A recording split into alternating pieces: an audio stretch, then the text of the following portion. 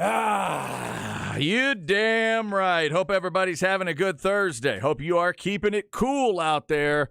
We're through the worst of the week in terms of heat. Not that it's getting cold anytime soon. Hope everybody's all right with any of the rain you might have had last night. Saw some limbs down in this area, over in the Westlake area where the offices are. Hard rain last night for a lot of folks. Maybe you needed some, but maybe you didn't need that much. Hope everybody is all right as we go through some crazy summer weather. It is officially summer now, and we got a lot of things to get into. It's draft night. It's the night of incredible suits and dreams coming true. We will get into all of that. All three Texas teams have a top 10 pick tonight, and obviously the Spurs are going to start it off. And we've already had a big trade. We'll get into all of it. It's Chad and Zay on this Thursday. I'm Chad Hastings. I'm excited about the NBA draft, but I'm not as excited as he is because he is Isaiah Collier, one of the biggest basketball fans I've ever met. What's up, Zay? Chad, what's poppin'? Happy Thursday, everybody. The Chronic and Tombstone in a week with the NBA draft. Woo! I mean, come on. It's a lot of shows It's at once. tough to beat. A lot of shows at Tough once. to beat. Yeah, it is. That's a lot of over-the-top machismo in 1 week. There's a lot of machismo coming at you if you're going to do all that in a week. So for you, Zay, where do you rank NBA draft if you're going to put it in a group with other non-actual sports events like NFL draft and other things like that? Is it number one for you? Where do you put it? Right after NFL draft. Okay. Yeah. I guess where I am. I love the NFL draft. Yeah. Like, people think that just because I've been around basketball my whole life, like the NFL is right there with me with basketball. Mm-hmm. So is college football. So is the Texas Longhorns. So I'm very passionate about all of it. Just I come from a basketball family. Right. That's the way J.D. Lewis is too.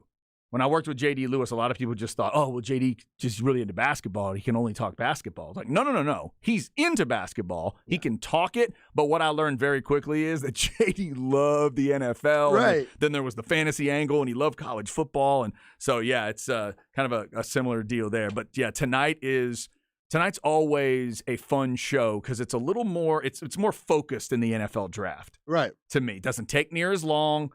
It's a bit of a much quicker hit. We usually get the crazy cool suits because this is the best bodies on display too. Best mannequins, if you will. Right. Best mannequins to hang the clothes on, and the designers know it. You can feel that. The designer doesn't look at the, badass offensive tackle and say, oh, well, I got to put my finest suit on this guy. Well, you can. It's just going to look different. But these dudes, man, these guys at 6'5" basketball body, 6'8" basketball body, or in Victor's case, 7'5". Yo. Crazy basketball body. That's going to take a lot of tailoring. 7'5" and very thin, too. Yeah, 7'5" and not chunky. Yeah, not at all. And it's crazy, Chad, that you bring that up because all of those guys, they interviewed them, all the guys who are expected to be drafted tonight, and they went back 20 years ago in the 2003 draft where LeBron James wore that all-white, ugly-ass baggy suit.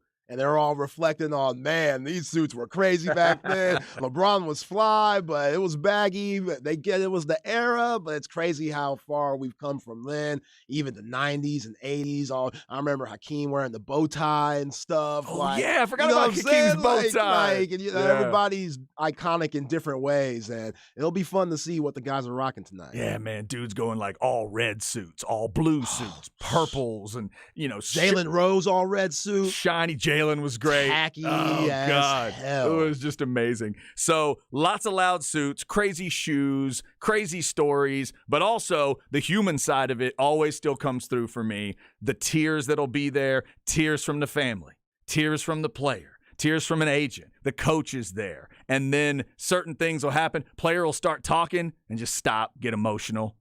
Because the Malika Andrews, if that's who's doing it tonight, I'm assuming Malika will be a big part of it tonight, but whoever's asking those questions, if they ask it just right, tell me how your grandmother plays into it. And then it's like they lose it. I love that stuff because it matters so much, not just to the kids, but to these families that have, have made this dream an idea. And there's such a low chance that anybody ever gets to do this. Right. And the fact that that tonight really is the dream coming true, and you sit at the table and you hear his name called and it flips the family out. I love those moments. There's only 450 players in the league. Right. Like, it's so hard to make the NBA. It's damn near impossible. So to get to live out your dream like this, I know there's probably no greater feeling for these guys. And mama, look, you're going to have to just realize that John Calipari is going to be there tonight. This is a big reason why my mother cannot stand John Calipari. Is that right? She thinks that he puts on a show for himself. Like, it's all about him when he goes and supports his former players that get drafted. And I'm just like, Mama, you just see him all the time because he always puts guys in the league. That's a part of the recruiting process. But I love that stuff. Like, I love seeing the former coaches there, from former trainers, grade school teachers, mom, dad, like you said, grandma, etc. Like, I love seeing everybody that was a part of the process and help these guys get to where they want to be, and that's the NBA. And yeah, it's a beautiful thing to see them crying and see how happy they are because it's authentic. And yeah, it's going to be an exciting night tonight, and a lot of things going to change. We got a big trade to talk about before the draft even gets started. We're going to talk about the draft. Also, thanks to our man CB for just getting it to my attention, but also multiple sources now reporting this one. Zay, you'll love this as a Longhorn football fan. Texas has added another name to the 24 class. How about a 4-star running back out of Arizona, Christian Clark? Ooh, man. Has committed to Texas. So we will have even more on that as we move along, but that just coming down literally in the last few minutes. Yeah, and the first thing that stands out to me is another Arizona guy. I mean, we know Sark loves going to the West Coast, and they've been plucking a lot of Arizona guys, starting with Bijan Robinson, who stands out a few years ago, but the cornerback Wilson, he's coming from Arizona too. So they love going down there, and there's a lot of talent there, and here's another 4-star guy to get thrown into a very good running back room. Santana Wilson in the Scottsdale area. Christian Clark is a Phoenix area guy listed here at 6 foot 200, a 4-star running back for 2024. So that is the first running back of the class of 2024 for Texas. So now that is 6 commitments in that 2024 class. So again, NBA draft coming up tonight. How about this crazy trade? 3-team deal between Boston, Washington, and Memphis that moves players around. The big stuff, Kristaps Porzingis going to Boston, Tyus Jones ending up in Washington, and Marcus Smart ending up in Memphis. There are picks involved as well and a couple other guys. Those are the big names, Zay. What jumps out to you here about this deal? Do you go right to Kristaps, or is it more about Marcus Smart leaving Boston? It's more about Porzingis going to the Celtics. We saw what Al Horford gave those guys in the playoffs this year. It was brutal. I talked about it the whole run. Yeah, you did. Al Horford was a problem. He was. Not the good problem either. He was a liability defensively at times. At times he was okay, but his ability not to stretch the floor when they needed him, that cost them. And Kristaps Porzingis, even with his injury-prone career, is a huge upgrade from Al Horford, and I like the move. Now, losing Marcus Smart, that is going to be tough because right now you've been hearing rumors about Malcolm Brogdon not being accepted in all these trade talks because they're so worried about his injury history and what he has for the rest of his career, which isn't good because we saw, you could say that Malcolm Brogdon not being available cost the Celtics in the postseason. He was the 6th man of the year. They needed that guy. Oh, yeah, when he was in and hitting that 3, they were different. They were different. Yeah. And then he got hurt, and they were different then in the worst way. So you have to fix one of those problems. And I thought fixing their big men, which getting rid of Al Horford, they might keep him, but now you got Porzingis, so you wouldn't really feel hurt if they got rid of him. And dealing Marcus Smart, even though that stings a little bit, I think getting Porzingis is a way better game for Marcus Smart, who's now in his 30s, and he's dealing with injury problems himself. But for the Grizzlies, John Morant out 25 games. Marcus Smart brings a certain toughness and leadership that the Grizzlies haven't had. Dylan Brooks, he was tough, but he was also dumb by talking mess to LeBron James, stuff like that. Like, he was a problem off the court, something that the Grizzlies definitely don't need because we already got our star player having his problems off the court. We don't need anybody to add on to that. Marcus Smart's the type of guy that comes in and says, yo, what the hell are we doing? We got to get it together. I'm not saying he's going to punch somebody like Draymond Green to get somebody to lock in and get it together, but he will definitely make his presence known with his voice. He ain't scared of nobody. He ain't scared to tell Ja Morant, yo, fool, you need to get it together. So you think he can help with the perspective, locker room stuff, yes, off the court stuff, maybe helping to straighten him out a little bit? 100%. Because Tyus Jones, as good as he is, he's not that vocal leader. Like, Ja Morant's going to look at Tyus Jones as, oh, bruh, you're a backup. And you came from Duke. Marcus Smart, that brother from Dallas, he's a different breed. You have to respect him. Former defensive player of the year, you have to respect what Marcus Smart brings to the table. And I think that's a type of guy that they need for that franchise and that they need for Ja Morant. Now, Tyus is the guy we talked about that got paid a lot of money to be the backup, right? Yeah. That Memphis valued him that much. Yes. So how much of a loss is that for you basketball-wise, going from him to is it just a straight switch for you that now Marcus Smart is the guy that's going to be expected to fill that role? Yeah, it's not a loss for me. Like, it's a game. Marcus Smart is better. Yeah, okay. He's better than Tyus Jones. Not by much, but he's better. Okay. Stronger, better defender. Tyus Jones has his moments of being a really, really good backup point guard, but can he be a starter? Marcus Smart has proven that he can be a starter. So, yeah, I think everybody won in this trade. It's weird, though. The Wizards getting rid of Bradley Beal, Rui Hachimura mid-season, and now getting rid of Porzingis. They haven't gotten any first-round draft picks out of that. That's very odd. Like, you would think they should be able to get more trading off Bradley Beal. I mean, they gave up a lot, but there were no first-round picks in those movements. So will that come to haunt them? I don't know, but they're definitely starting from scratch, and they might lose Kyle Kuzma too, who just declined his right. He opted out, for $13 million, and now he's looking for $30 million. So for Washington, they get Tyus Jones, they get Danilo Gallinari, they get Mike Muscala, and they get the 35th pick tonight. There is a first-round pick involved. Tonight's 25th pick now goes to Boston. And then they get a 2024, it might be protected or whatever, but it's a 2024 first-round pick in this deal as well. But again, the big names, Marcus Smart going to Memphis, Tyus Jones ends up in Washington, and Kristaps Porzingis in Boston. I hadn't realized, Zay, as a Mavs fan, it's one of those things that when somebody leaves your team, it's not that you forget about them, but you're not focused as much. I didn't realize how much he had played this year for Washington. I did not realize how much Porzingis had played. Right. That he was able to get, what did I read, 60 games?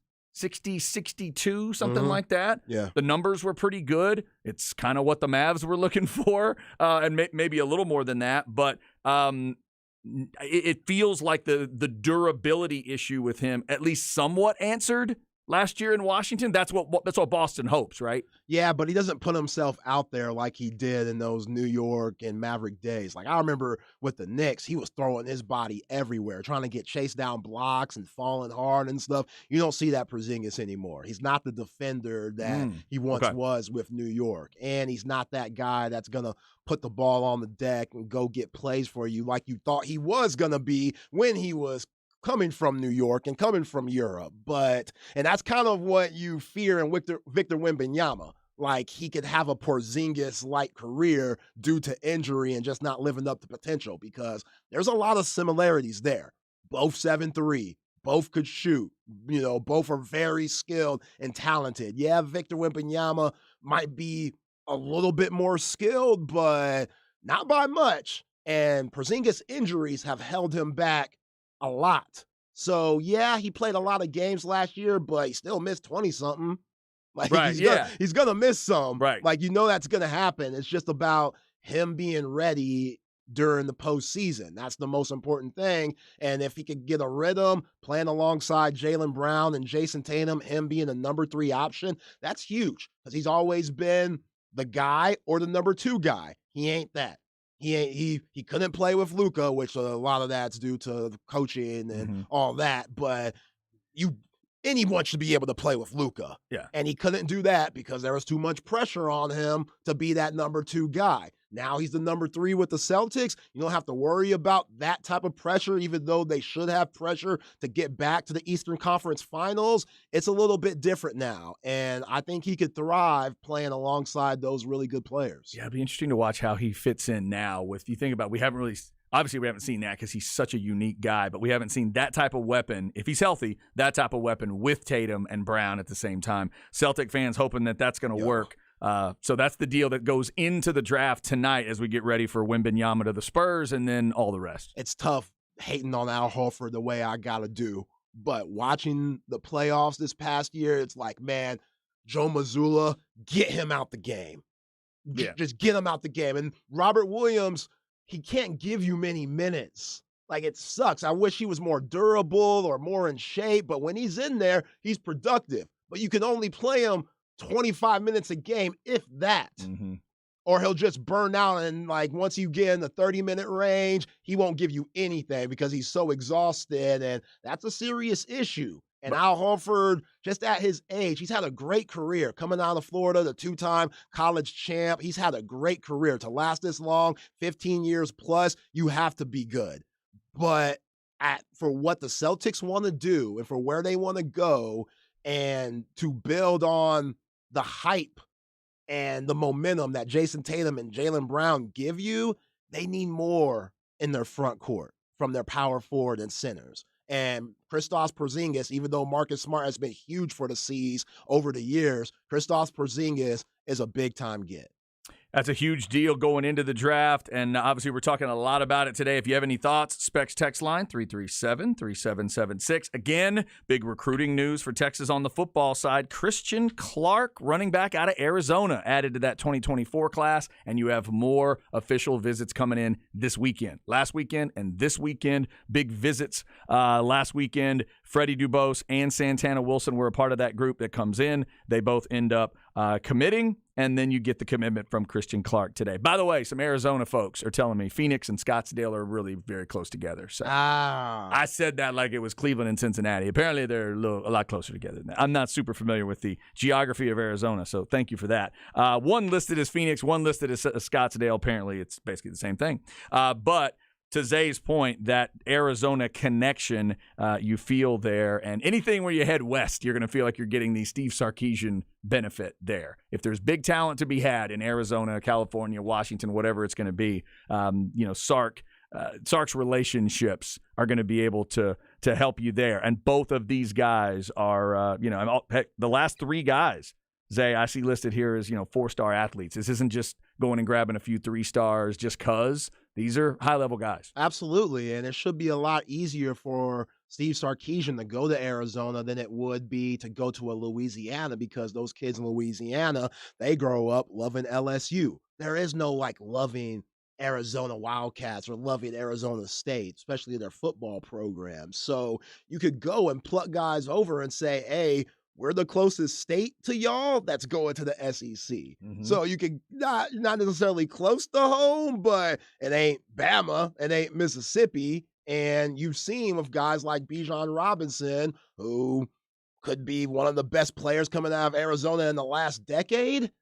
You see that he goes over there and thrives, and Sark will take care of you. So these guys coming from Arizona, they have that confidence to come to the ATX and know that they're going to get really good coaching and play for a really great university. That's an interesting point. Yeah, geographically, both Texas and Oklahoma should be using that argument. Yeah. As they get into the SEC, and A&M should be using that argument. Absolutely. We are the westernmost teams in a conference that feels very southeastern, but we are on the western side of that. So maybe we can talk. And Christian Clark decides right now he will verbally commit to Texas. That's a big get for Texas in that 24 class. More NBA draft talk coming up. Wembanyama to the Spurs. Rockets picking 4th. Mavericks picking 10th. And up next, we'll keep it with a Texas vibe as well. Today's Mountain of the Day, we're going to H-Town. It's your choice. You want an Oilers Mount Rushmore? Go ahead. You want a Texans Mount Rushmore? Go ahead. Or if you want to do a combo of the two, we are good. Again, no coaches, and we're leaving McNair out of it because he wasn't in Houston long enough. Outside of that, go right ahead, and we will talk Houston Mount Rushmores coming up. Also at 1:05, Keenan Womack of OrangeBloods.com to further discuss the draft and get us ready for tonight. Coming up in the crap bag, 2 stories that should not shock you at all. It's all coming up on the Horn.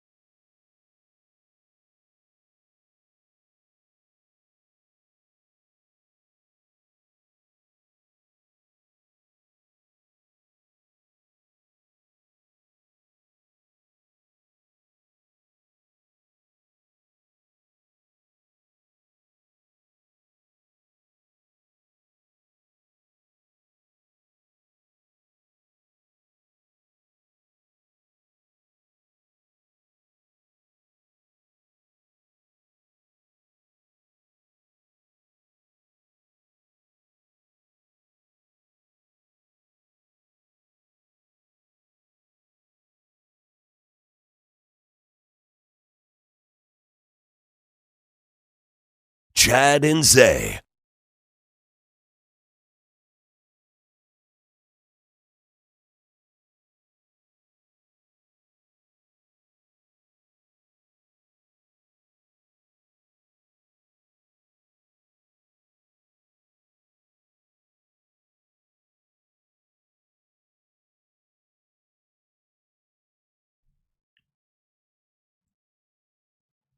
Anybody need something from the mall? I'm gonna head on over to the food court, pick up a Cinnabon, check her out. Tiffany? Tiffany. Yeah. Literally, I don't know if anybody even does this anymore because there aren't enough malls anymore. But the really, sort of teenage pop artists used to tour malls. Heck, New Edition did a ton of that. Criss Cross did a ton of that when they hit. I can still see all those acts. Like, you'd see a little TV spot, MTV be covering, they'd be interviewing them. They're in a mall. Wow. Old ladies walking behind them with shopping bags. Just crazy. Nice cover here for Tiffany, too. That song was big, I think back in the 50s or 60s, maybe.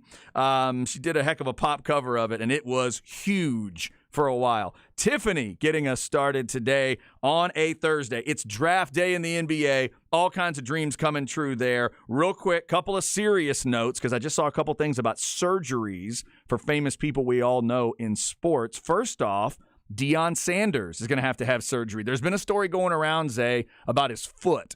The legend of Deion Sanders, if you don't know, Deion has like 1 or 2 toes missing from one foot because of stuff over the years. And if you remember Deion's career, it was a severe case of like turf toe and other issues that took him out of the league that ultimately got him to retire. So Deion's going to have emergency surgery tomorrow for a blood clot in his groin. Jeez, man. Oh, my God. So all the best to Coach Prime and the Colorado family and the college football family and the football family in general for that. Also, I just saw this. Dick Vitale just tweeted out that the doctor about his vocal cord doctor, surgeon, if you will, has informed him that the past issues on my vocal cords have returned. I must have 2 surgeries this summer. First is July 11th. Need your prayers. Come on, Dickie V. Man, Damn, that absolutely sucks to hear both of those. And also, nothing but good thoughts going out to those folks in the submersible. That does not look like it's getting any better. The thing at the Titanic and all that, they're in a bad spot, and now they're past the point where they may not. It may not be possible that anybody survived. So they're to that area now, as far as the amount of air and stuff. One of the craziest stories I've ever heard. Yeah, just wild. So we're hoping everybody is safe and sound today on this Thursday, the 22nd of June, as summer is officially underway. NBA draft is coming tonight, and we are hitting another mountain today. Yesterday we had an interesting discussion about Cowboys quarterbacks on a Mount Rushmore. We decided to go to H-Town today, and the first idea was Houston Pro Football Mount Rushmore. So if you want to go with a combo, you can do that. We double-checked yesterday. Remember, we're keeping coaches out of it, all players. And let's keep Steve McNair out of this discussion because he just didn't play in Houston long enough. He'd be on a Titans list. I also double-checked today, Zay. Javon Curse, all Titans. Never played in Houston. So taking those small rules out, do what you want to do on a combo. Zay, we were talking about this yesterday as we were headed off the air about what it would look like. So for you, was the combo list pretty easy once you got it done? Yeah, it was pretty easy. So what was your combo? Earl Campbell. Yeah. I mean, come on. 5-time Pro Bowler, 3-time All-Pro, MVP, one of the greatest to ever do it. Tyler Rose. I mean, no questions asked. He's number 1 for me, but yeah, he's Mount Rushmore, easy. No doubt. Then Warren Moon. Okay. Paved the way for so many brothers trying to play quarterback. I mean, a lot of people out there, ignorant folks, thought that, black quarterbacks makes no sense. They're not intelligent enough. They're not articulate enough to understand the playbook. And Warren Moon paved the way for so many guys that have won Super Bowls and have gotten paid some big-time money today. 9-time Pro Bowler and Canadian League, MVPs, and championships. I believe he won 5 of those in Canada. Stupid. 4 or 5, I think. Stupid. Yeah. Absolutely stupid. So Warren Moon on there, easy. J.J. Watt. Yep, got to do it. Got to do it. Number 99 was crazy, just athletic. Was it 3 Defensive Player of the Years in a row that he had? Didn't he go back to back to back? That would make sense. I know he has 3. I think he did. I think they were in a row. Yeah, 5-time All-Pro, 5-time Pro Bowler. And remember that he got booed when he was chosen out of Wisconsin. Booed. Because, hey, I mean, I get it. Texans fans were probably thinking, well, this might be Mario Williams all over again. That's right. Yeah. And it was not. He was what Mario Williams was supposed to be. Yeah. When Mario Williams went number 1. That's a good way to say that. He was what Mario Williams was supposed to be. So if Texan fans look at it like that, then it might not hurt as much. I know it still hurts. And then last but not least, Andre Johnson. Okay. I loved Andre Johnson. Yeah. He was so tough. And coming out of the U, you knew he was tough just because you had to be playing on those teams. But, man, it didn't get tougher than when this fool beat the dog crap out of Cortland Finnegan. And that's the day Houston fans decided they would love Andre forever. Oh, he might get a statue just for that. If he could get a statue of him socking Cortland Finnegan when he was on his knees, they'd put that up in a heartbeat and go touch it every time they go to that stadium. Yeah, they should do that. It's just an iconic moment, but he was so cold too. 7-time Pro Bowler, 2-time All-Pro. Yeah, I thought it was a very easy 4 for me. Yeah, and you ended up with the same 4 I did in terms of the combo. So here's what I did on the separates. If I was going to go Mount Rushmore of the Texans, I went JJ, D-Hop, Andre Johnson. Oh, D-Hop, wow. And then I went with Deshaun Watson. Wow. Yeah. That if you're a fan of Houston, again, we need H-Town people to help us out. I'm not an H-Town guy. Zay, you have any family in H-Town? You got connections to H-Town? Oh, yeah. Okay. Big time. My father's side. Right, okay. H-Town So area. you got more connections to H-Town than I do. I got, Houston area. I got some family on the in-laws side of it. But let me know if I'm way off on that. Because Hopkins, maybe it wasn't as long. Was it enough time? I thought he was the best receiver in the league while he was there. So I was trying to give him a little love there. Maybe there's some linemen to consider. Let us know there. And then for the Oilers, I went Earl, Warren Moon, and then forgive me for being a fan of the line of scrimmage. I went Bruce Matthews. No, you have to put him there. And I threw my man Ray Childress in because I'm an Aggie. I'm sorry, Ray Childress was a badass. And somebody already has texted Ray Childress' name. He was so, so good in Houston. This text says Earl, Warren, Mike Munchak, and Bruce Matthews. That's from Billy Joe Jim Bob. That one's not bad. This one says go 34s. Earl, Nolan, Hakeem, throw Vince in as a 4th. No. That's not what we're doing. We always have that one. Like the idea, though. Another Texans idea. JJ, Andre Johnson, Arian Foster, and D'Amico Ryans. Arian Foster was on my Texan one. That's a guy I probably forgot. Maybe Arian Foster over DeAndre Hopkins for me. Maybe we do that. Does that be a switch? Arian Foster had some years, dog. Yeah, he did. 4-time Pro Bowler, 1-time All-Pro. DeAndre Hopkins, 5-time Pro Bowler, 3-time All-Pro. How many of those were with Houston? I don't know. I'm pretty sure. I think at least a couple. No, I mean, I think 4 of them were. Okay. I think only 2020 was a year that he was a Pro Bowler with the Cardinals. But yeah, right. So he did most of that work with them. And some pretty bad quarterbacks. And right, that's the other reason I was trying to give him some love, because you'd even noticed Hopkins with those guys throwing him the ball. Because you noticed there wasn't a quarterback on my Mount Rushmore or yours, and we still haven't gotten one for the Texan side of it. The Warren Moon, I think, is easy. I totally agree with what you said about Warren. This one says Warren, Earl, Bruce Matthews, J.J. Watt. That's a good combo right there. Yeah. That might be the way to go. If you're going to go a total combo, if you go, because it feels like if you want to say Earl, J.J., and even Warren Moon feels automatic, and that last spot is up for grabs, man, Bruce Matthews was a dog for Yo, them. his durability was crazy. Oh, dude. He played like 18 years. Yeah, at that position. At that position, 14 Pro Bowls, 7-time All-Pro. Like Bruce Yeah, Matthews, I think, yeah. he should be on the Oilers one. Maybe not overall Texas or Houston, football team, but oh man, it's hard to deny that production. Yeah, I would agree. If you want to go like on the combo, the Earl, J.J. Warren, and him, that makes sense. I'd take Andre Johnson off for him. There aren't many I would, but I think I might do that. Let us know what you think. Somebody said Hop and Watson over Arian Foster. I know. See, that felt weird as I said it. Arian Foster might be the guy to throw in. And maybe, like Texans fans, let me know.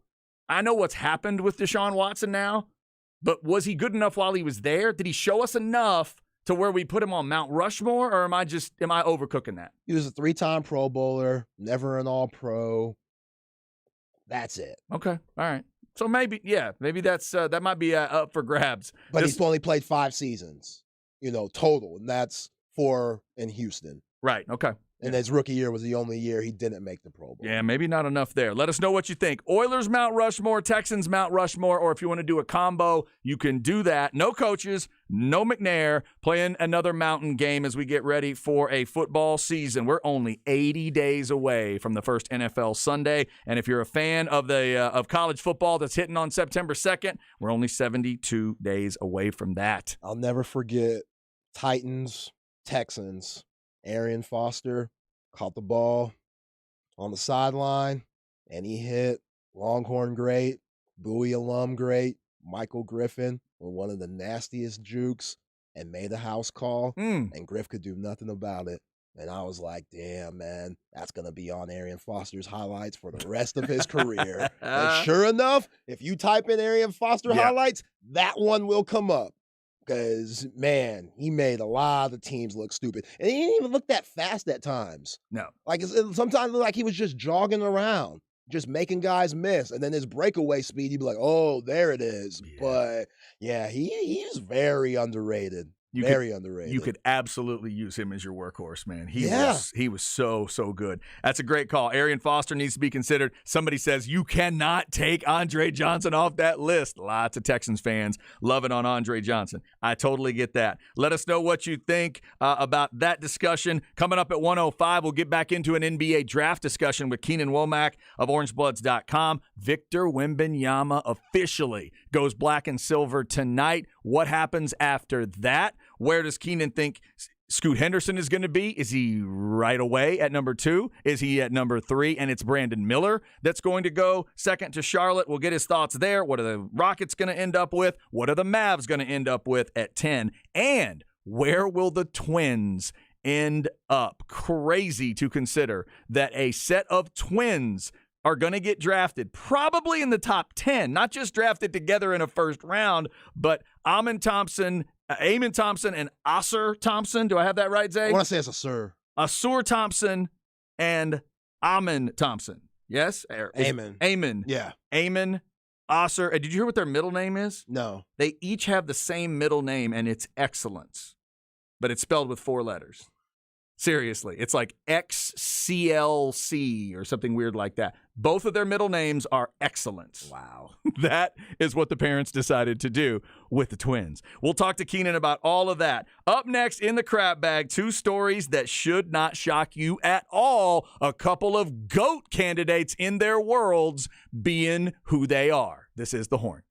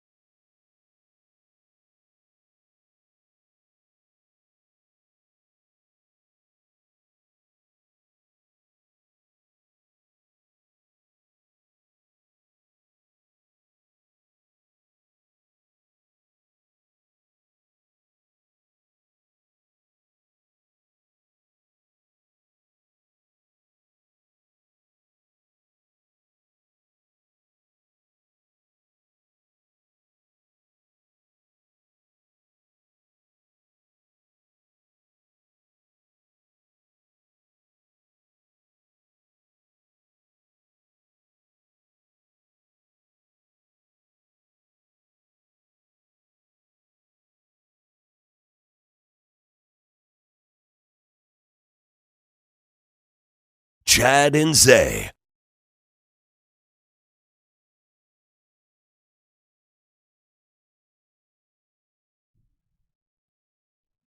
Well, now we're talking. When it comes to songs that make me think of the video, this may be in the Mount Rushmore discussion. Anybody remember this one? Paula Abdul and Cold Hearted Snake. This is the one where all the men were like touching her and stuff. Absolutely. Yeah, like their The hands dance- all over her, stuff like that. The dance recital video? Yeah. Yes, they go in, not dance recital, dance like, it's like they were auditioning for a Or, like, dance company or practicing. practicing, but there was a table of like supposed judges or something. Yeah, well, she's known for her choreography, so it kind of had that feel, Yeah. like behind Oh. the scenes. Sexy as hell. So sexy. MTV made a couple different versions of it. Wouldn't show the extended video at certain times. They would only show it like after 9 o'clock. Well done, Paula. Shout out to you. We just had a birthday for Paula. She's up over 60. Still beautiful. That's right. Paula Abdul and Tiffany getting us started. Definitely an 80s vibe to the show so far. Speaking of music, later on at 2:05, we'll talk about The Chronic, which was released in late 92, and we will talk about Tombstone, which was released in late 93, basically a year apart for the release dates. And so we warn you now, it will get very machismo, and it will get pretty over the top when we get to 2:05. Zay had never seen Tombstone. I had never heard The Chronic all the way through, and each of us are now trying to key ourselves back down to normal testosterone levels to get ready to discuss that. We'll get into that at 2:05. Keenan Womack of Orange Bloods at 1:05. Looking forward to the NBA draft, and if you are a Longhorn football fan, more good news for you today. Christian Clark is his name, running back out of Arizona, 4-star running back. Has verbally committed to Texas. He's the 6th guy in that 24 class. All right, let's get into the crap bag here. A couple of GOAT candidates just doing what they do. Here we go. Chad's crap bag. Crap bag. If you need an easy way to remember it, just think of a bag of crap. Brought to you by AV Consultations, 255-8678, or go to avconsultations.com. The first GOAT candidate is my girl, Martina Navratilova, one of my favorite athletes of all time. I told you that both forms of cancer were in trouble. This week, Martina has let us know that she is cancer-free. Throat and breast cancer. It is the second time she's beaten breast cancer. It is the first time she's beaten throat cancer. Martina is 66, and she's kicking cancer's ass. Good for her. Love her. Big time. Love her to death. One of my favorite athletes, so important in the world of tennis, but also I think athletes in general, man. She was a badass back in the 80s, still is. So great to hear that she is cancer-free. Wish her nothing but the best. The other GOAT candidate is really a GOAT candidate group of people. So every year in Omaha, there's a famous pizza place that does a contest, and they put it up on a board. It's a place called Rocco's Pizza. They have a Jell-O shot contest every year. They sell Jell-O shots for $5 a piece. And the idea, Zay, is they challenge the 8 fan bases that come to town who can drink the most Jell-O shots, who buys the most Jell-O shots, right? So let's give a shout out to Virginia. Hey, they showed up and they killed 716 of these Jell-O shots. Dang, even going 2 in barbecue? All right, even going 2 in barbecue. Exactly. Impressive. Let's give them the credit. Yeah. Stanford's the other team that went 2 in barbecue, 778. Still a pretty good number. But again, when you're 2 in Q, we can't expect you to hang around and have, too much of it. Florida and Tennessee both brought an SEC vibe. Over 2,100 for Tennessee. Over 2,200 for those Florida Gators. And then, Zay, you got to be careful about those religious-oriented schools. Sometimes those religious kids, they're drinking more than you think. TCU and Oral Roberts, over 3,100 for Oral Roberts and over 3,900 for the kids from TCU. Oh, yeah. Rolling those Jell-O shots. But that's not the top. Wake Forest showed up. They're still there. 7,215 Jell-O shots for Wake Forest. Oh, they're excited. They're the favorites, But even though they lost last They night. are the favorites. They're still the favorites to win, even though LSU beat them on the field. But kids, if there's one lesson you need to learn, Longhorn fans, Oklahoma fans, please listen to me. As you're headed to the SEC in 2024, don't ever try to outdrink the LSU Tigers. and their fans. Zay, I told you Wake Forest down 7,215. Take a guess on LSU. Around 12,000. 26,517. 26,000. Second place is 7,200. Yo, that sounds like alcohol poisoning. Oh, my Lord. It is a fun time. I invite you to please go to Baton Rouge. But remember to pace yourself. I got offered a beer at like 8:15 in the morning. Damn. I saw a jar that had moonshine in it at like 7:45. And they said, no, that's for later. That's for later. I had fruit that was soaked in moonshine. I got past a bottle of moonshine. I got past a bottle of cough syrup that didn't have cough syrup in it during the game. What? LSU folks drink a lot. Don't try They to. were passing around lean and stuff? I'm not exactly sure if that's what it was. Let me just say it warmed me up on a rainy day. All right? It warmed me up on a rainy day. I did not hear DJ Screw afterwards, so I'm not sure. Oh, they had Chad drinking lean at Death Valley. Dude, that's amazing. They are hardcore. I walked through towards the tailgate, and this old lady just stared me down. She's probably 70, 75 years old, just stares me down, said, I only got one question for you, Aggie. And I said, what? She said, do you need a beer? And I said, sure. And then she's the one that said, if we don't beat you, we'll feed you. That's their motto. But, man, do they drink. And there is the tote board to prove it. 26,000 Jell-O shots. That's wild, man. You talk about wanting to put it out of reach. Easy, Tigers. Easy now. That's wild. They're crazy, man. It is some – in terms of the combo of the game experience and the tailgating, I'm not sure if I'll ever experience anything that tops the Baton Rouge combo. Because they are so serious about all of it, man. The serious level of the drinking, plus the eating, plus the game, the atmosphere, Tiger Stadium. It's just this wonderfully organic monster of college football. So as long as you don't hate them, like I guess Bama fans would tell you not to go. Everybody else needs to go.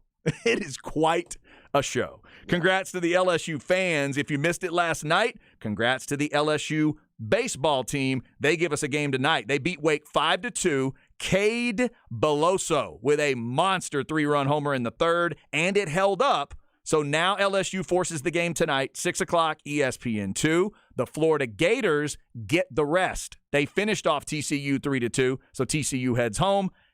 Florida advances to the Saturday championship game 1, and now Florida just sits back and hopes that Wake and LSU go 19 innings tonight and use every pitcher they've got. So, Chad, speaking of LSU, according to On3 Sports, LSU football and basketball teams have been placed on a 3-year probation by the NCAA as a result of the FBI's investigation into Will Wade and the Tigers. Will Wade has been given a 2-year show cause order until 2015 and a 10-game suspension. 2025. 2025, excuse me. LSU football and men's basketball have also been placed on probation for 3 years. Both the football and men's basketball program previously self-imposed penalties. So 2 things stand out to me there. Will Wade's still at LSU. No, I think he's gone. Oh, is he finally gone? Yeah, he's gone. He's finally gone? Yeah, okay. I don't know where he went, but Okay. he's somewhere where he's coaching. That's why he's getting that 10-game suspension. I got you. Oh, okay. So 10-game suspension and a show cause. Yes? Yeah. But ultimately, I'm not hearing the school being punished a ton. Nope. You said probation, right? Probation. I don't know what that means. If they're taking scholarships away, Okay. I don't know. Guys may not get NIL things. I don't know what that means. I missed it when you said postseason ban. How long's the postseason ban for There each one? ain't none. Oh, no postseason ban? No. Somewhere Ole Miss girl and that Oxford crew are throwing objects because now LSU has gotten away with stuff that Ole Miss could not get away with. Yeah, McNeese State coach is where Will Wade is at now. McNeese, that's Yeah. what it was. But he survived way too long after that. Oh, remember how man. long he hung on? Yo, he was calling people on burner phones, all types of stuff.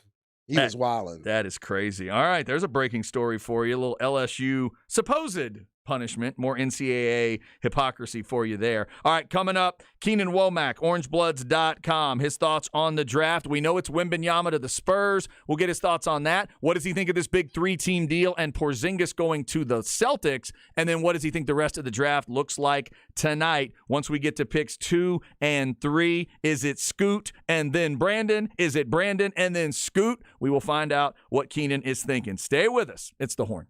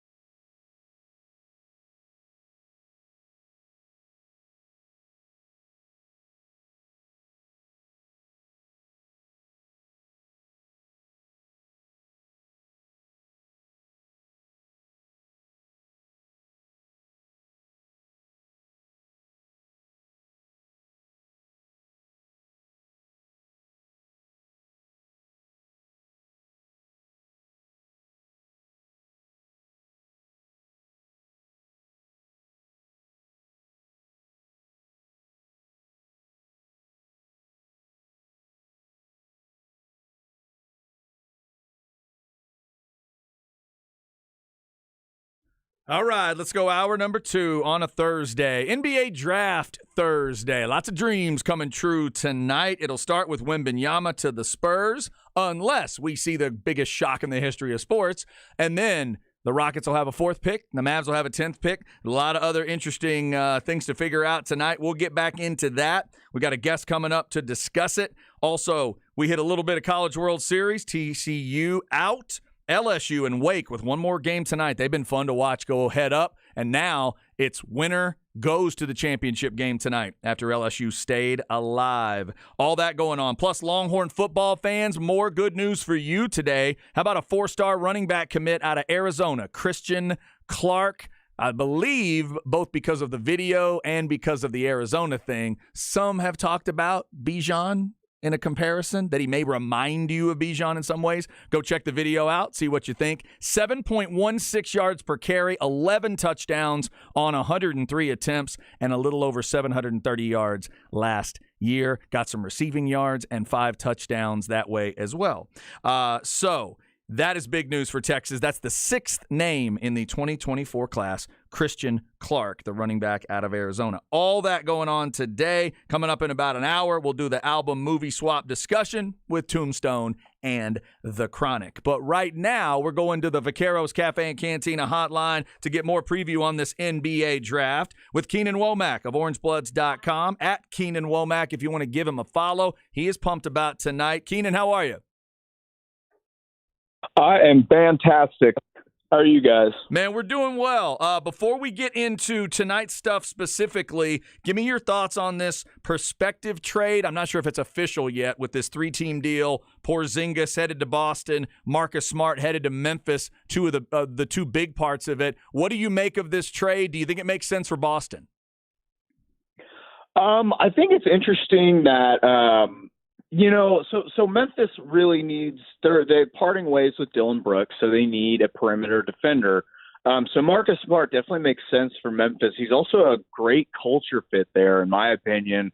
If you think of the days of the grit and grind Grizzlies, with Zach Randolph and all those guys, they've always kind of had this like tough reputation.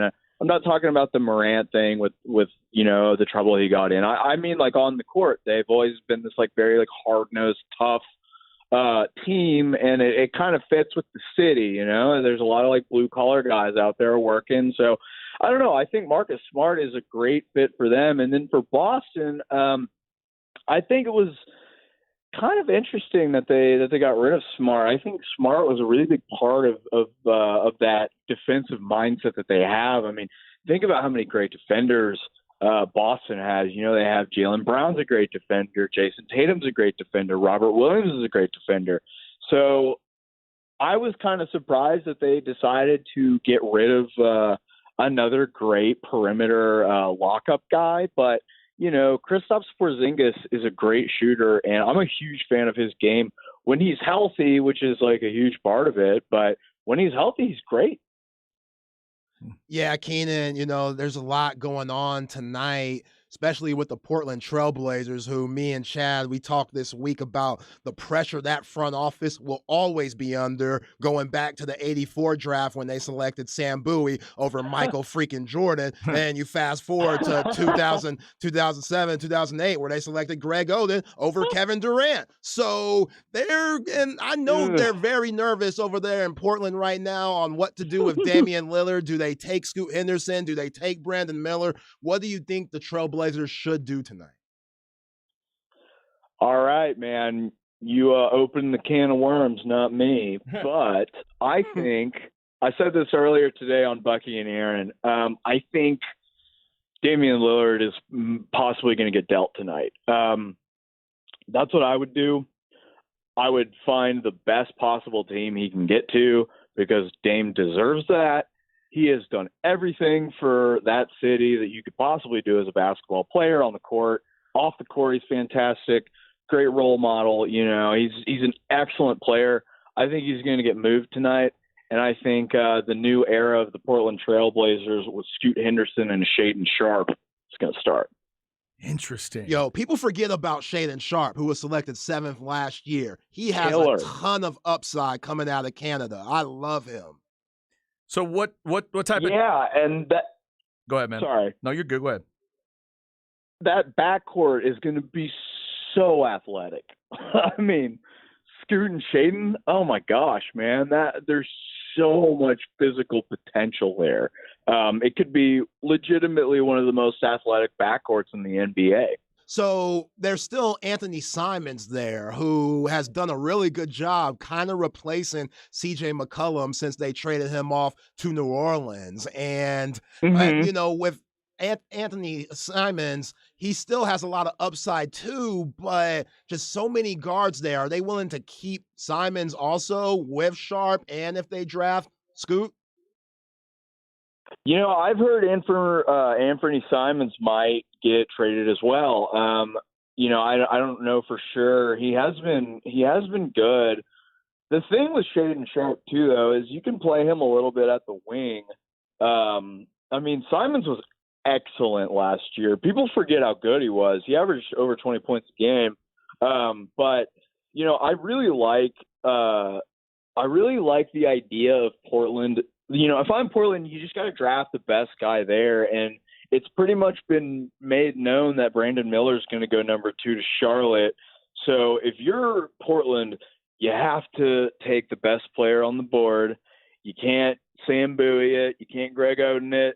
You got to nail it, man. And Scoot Henderson is going to be right there. So, man, Charlotte is making a terrible mistake, though, let me tell you. You think Charlotte taking Brandon Miller's the mistake? Yes, absolutely.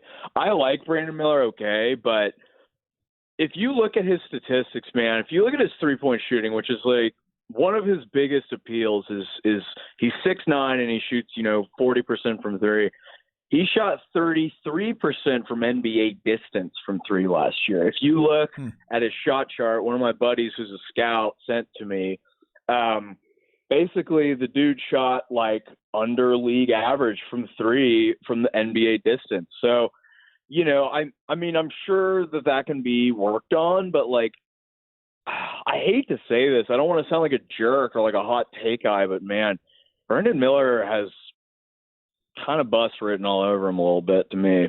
He does have some weird red flags that you're starting to see where he talks to the media, like his comments about GOAT with Paul George. That's a little odd. He kind of threw Michael Jordan under the bus. He said that Michael Jordan was just an ordinary player to him when he was working out, just an ordinary person. Yeah, ain't that crazy, Keenan? Ain't that wild? Like Michael Jordan, an ordinary player, ordinary person. I get it. You were born in 2003 probably, so you definitely didn't see any of Jordan, but damn, brother, have some respect. No respect, man. He's Mr. Disrespect, apparently. Yeah, that was, he made some really weird comments, and there's the whole criminal investigation, which was really weird, and I don't think we'll ever really know what exactly happened, but that's sketchy at the very least. It's sketchy. And you look at a guy like Scoot who has zero off the court issues, zero problems of any kind. He's been by all accounts a fantastic person, great hard worker, so I don't know. I mean, I could see Miller, maybe Miller is better than I think. I don't think he's Paul George. I just don't think he's that good. He's as good as Paul George. He's not as athletic as Paul George was coming out of Fresno State. Talking with Keenan Womack, orangebloods.com, at Keenan Womack on Twitter if you want to give him a follow. So, Keenan, whatever happens with 2 and 3, the expectation is that Miller and Henderson will be off the board. So, as of today, what are you thinking about that 4 pick with Houston? Is there one person that makes sense for you? Do you think there's a group of players they could choose from and justify the pick? What do you like it for? Yeah, I would bet my life savings of $300 that they pick Amen Thompson at pick number 4. Amen Thompson. So there's these 2 twins, right? The Thompson twins. There's Amen and Asar, and they are both like generational athletes. I mean, top 5 athletes in the NBA the second they step on the court, like that kind of athlete. I said this earlier today on Bucky and Aaron too, but I mean, the jump shot is so broken. Like for both of them, it's super broken, but especially for Amen. But man, you get a 6'7" Ja Morant essentially. If he can get that mid-range, if he can get a mid-range jump shot going, because I mean he was horrendous from three. I think he shot 24%, and from the line, I think it was 65%. But the athleticism is crazy. He's an excellent passer too. He's got a good IQ. He's a very hard worker. Both of the Thompson twins have an excellent off-the-court reputation for being great kids, being super hard workers and highly competitive and having really everything you would want in a draft pick. If I'm Houston, man, I am stoked on Amen Thompson. I would be. That's what I've been telling my Rockets friends who were disappointed when they didn't get the number one pick. I'm like, man, Amen Thompson is going to be a really good player. You throw him onto that team. I mean, that backcourt would be, because I think Amen's a point guard. A lot of people say he's a wing. I think he's a point guard. So you pair him with Jalen Green, that is the most athletic backcourt in the NBA, bar none.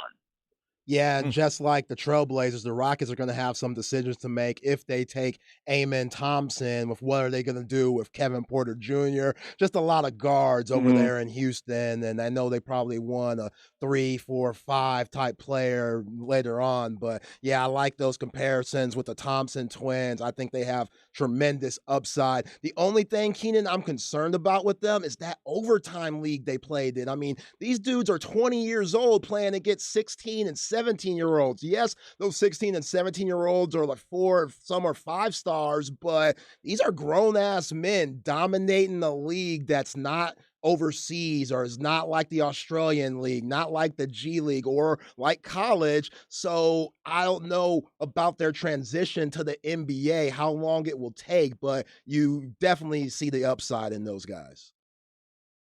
Yeah, man. Overtime elite, for those who are unaware, as most probably are, because it's the weirdest basketball I've ever seen. It doesn't make any sense to me at all. They have weird rules. They have power plays and stuff. Wait. They have what? What did you say? I don't know. I'm kidding. I don't think. Oh, okay. But, just making sure. Okay. No. That would be fun though. No, it's weird because if I was the Thompson twins, man, I don't know who's in their ear, but they really should have gone to the G League. I think that would have been a lot better for their development. But the thing that I can tell you is the scalable traits that are present in these two guys, even playing against these high school kids, basically, like the athleticism, the burst, the finishing, that kind of thing, the passing, those are things that translate. Whether the scoring will translate quickly is a question, of course, but Amen's very good at beating people off the dribble, quick first step, that kind of thing. So, people are like, well, why wouldn't you just play them like they play Westbrook now, where you sag off him 5 feet? It's like, well, Amen is so quick off the dribble that there's just no way you're going to recover in time and beat him to the rim if you're 5 feet off of him. So that's the appeal with Amen Thompson for your spacing. Talking with Keenan Womack about the draft coming up tonight. So, Keenan, to round out the Texas teams, my Mavs, your Mavs, pick 10th in this draft. So, I feel like the more I hear about Taylor Hendricks from UCF, the more I like him, the more I like maybe the idea. If he's there at 10, do the Mavs take him? Do you like that kind of a fit, or is there somebody else you like for the Mavs at 10? Oh, yeah, I just don't think Hendricks is going to be on the board at 10, man. Hendricks has blown up draft boards. He was probably at the end of the college season ranks about 15th on most draft boards, and through workouts and through other things, through measurables, he's flown up the board. I've seen him as high as 5. I don't think he'll go 5. I think Jarris Walker might go 5. I don't know. I mean, the dream draft pick for the Mavericks is Jarris Walker, the power forward from Houston. It's a little undersized, about 6'6.5", but 250 with a 35-inch vertical. I mean, that's insane. That's so crazy. He's flying at 250. So he would be the dream pick for the Mavericks because what I like about Walker is you can just throw him in on any team. He can start off the bat, extremely high floor prospect versus, guys who might be more of a project. If Taylor Hendricks is there at 10, you absolutely take him. What I do if I'm the Mavericks, probably, because I'm assuming Walker and Hendricks are not going to be there, I would probably trade back and draft, maybe trade for like 2 later picks and try to draft a center and then a shooter, maybe Julian Strawther out of Gonzaga. You draft him at the end of the first. Lively's getting a lot of buzz, the kid out of Duke, 7'1", 7'8" wingspan, but the guy just did not produce at all in college, man. I think he averaged 5 points and 5 rebounds a game, and then he averaged more fouls than blocks, and people are like thinking he's going to be Tyson Chandler. I'm like, I don't think people realize how good Tyson Chandler actually was. Like, I think he's like extremely underrated. Yeah, I completely agree. Tyson Chandler, when he was coming out of high school, out of Compton, California, those Bulls years, man, they were a little tough. But then once he got into his body, you saw him with New Orleans, then you saw him with y'all's Mavs. Yeah, definitely underrated. Oh, yeah. I think Lively was hurt a lot at the beginning of the year for Jon Scheyer's team at Duke, but he definitely has some upside. Let me ask you this, Keenan, because this is a pretty deep point guard draft, especially in that first round. I know you've had different articles about Cason Wallace and Anthony Black. I know you're really high on Kobe Buffkin and also Jalen Hood-Schifino, but a guy that was maybe picked to be first drafted out of the point guards before the season even started was Nick Smith out of Arkansas, And the big reason why he's dropped in the draft ranks was because we didn't see him much this year due to him being injured. Do you think that he's going to surprise a lot of people? Whoever drafts him, it's going to be a steal? Yeah, I do. Nick Smith, when he was healthy this year, he had a 5-game stretch where he averaged like 18, 6, and 5. He's a really good player. I actually think he's more of an off guard than a point guard because when he and Black were both playing at the same time, Anthony Black always played the lead guard spot, and Nick Smith played a lot of off-ball. But I love Nick Smith as a scoring option. He seems like a lightning rod. One of my buddies I was talking to, who's an Arkansas grad, was telling me his dream spot for Nick Smith to land would be Miami. They just need another scoring guard you could throw in the mix. Guy that could kind of a spark plug off the bench, score you 10 points as a rookie, 10, 12 points, something like that. So I think Nick Smith, he was number 1 on Rivals. He's either number 1 or number 2 on Rivals the year they came out. Him and Dariq Whitehead were the top 2. And I think Dariq was a little better. But I think Nick Smith would be a great pick in the mid-teens or late teens. If he's in the early 20s, you have to take him.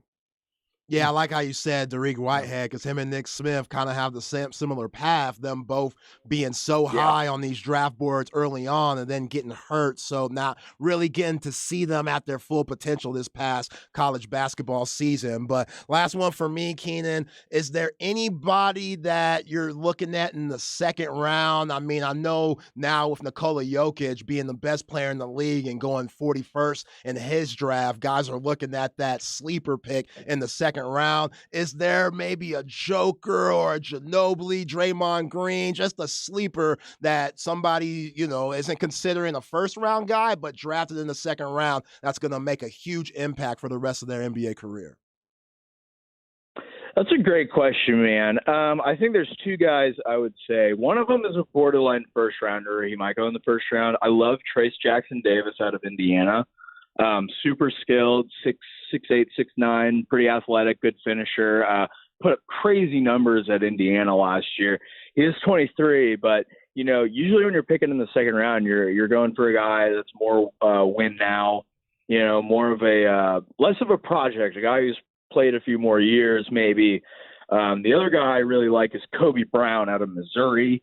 6'7" power forward, 250 pounds, averaged like 17 points a game last year, shot 45% from 3 and like 83% from the line or something. Like, he was fantastic. So I really like both of those guys to make an impact on the NBA, like pretty quickly on the teams they land on, especially Jackson Davis. I really like that guy as a player. That is Keenan Womack. Check out orangebloods.com for his stuff, at Keenan Womack as well if you're on Twitter. And again, he's thinking maybe Damian Lillard gets moved tonight. Real quick, Keenan, in terms of Damian Lillard, let's finish there. Do you have a team in mind for where Damian Lillard could end up in terms of something that could be good for Portland, obviously, if they're moving him to get something, but then where do you think he could end up? Miami. Okay. Wow, that'd be That's something. my thought. Okay. I think they could make it work financially. I don't know that they will. That just makes sense to me. That's the thing, dude. So I'm a moron with numbers. I don't understand them. It's like like some people can't read. I can't do numbers. I don't understand them at all. So when I see numbers, I get scared and anxious. So I run away from them typically. But I think on the court, Lillard would be an excellent fit in Miami. I like that. That would, I think the key is you deal him somewhere that's good. You deal him to a contender. Like, think about what he's done for your city, man. Even if you don't get the greatest return, you owe it to that guy to send him to a place where he can win a title. Yeah, no doubt. Oh, absolutely. Keenan, we appreciate the time, man. Enjoy the draft, and we will talk to you down the road, brother. Absolutely. One last thing. I just want to plug my draft website, which is draftpunkofficial.substack.com. Nice. Draft Punk Official? Yes, sir. Beautiful. All right, man. I'll tweet it out again. Cool. Thanks, Keenan. Thank you, man. Appreciate you guys always. Good stuff there. Keenan Womack. And he also got me a little triggered as a Mavs fan when he talked about some people undervaluing Tyson Chandler, because I think Mark Cuban's one of those guys in my estimation. Yeah. That frustrated me about that transition from 11 to 12, that he didn't value what Chandler meant to that team. Gave Dirk way too much credit, even though he deserved a lot of the credit. Gave Dirk way too much at that point of his career, which he was declining. Even though he was that great in 2011, you still needed to surround a lot of guys by him, and they didn't do that. By the way, I'm about to make a weird reference to the movie you're going to be talking about later. Dirk was Wyatt Earp. Chandler was kind of the Doc Holliday. He had his back.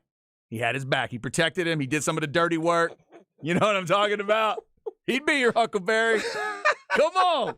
Yeah. All right. I'm trying too hard because we're talking Tombstone later. That's all right. 2:05, we'll do that with Tombstone and the Chronic. But up next, we will get back into some football discussion. Let's get you the flex segment. 7-on-7 starting today in College Station, and big shock, it's hot over there. Plus, Zay found a piece of information that might help us explain why Micah Hudson might be headed out west to Lubbock. We'll tell you what it is next on The Horn.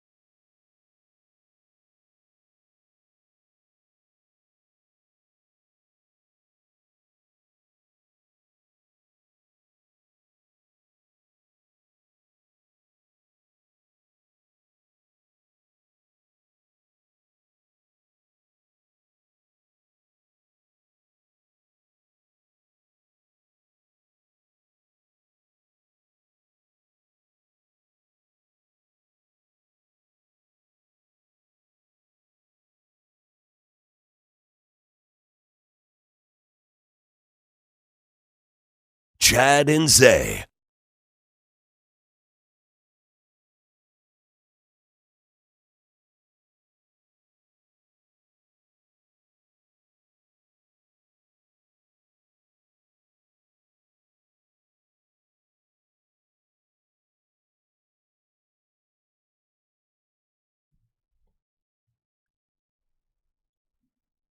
Man, he just started by showing off.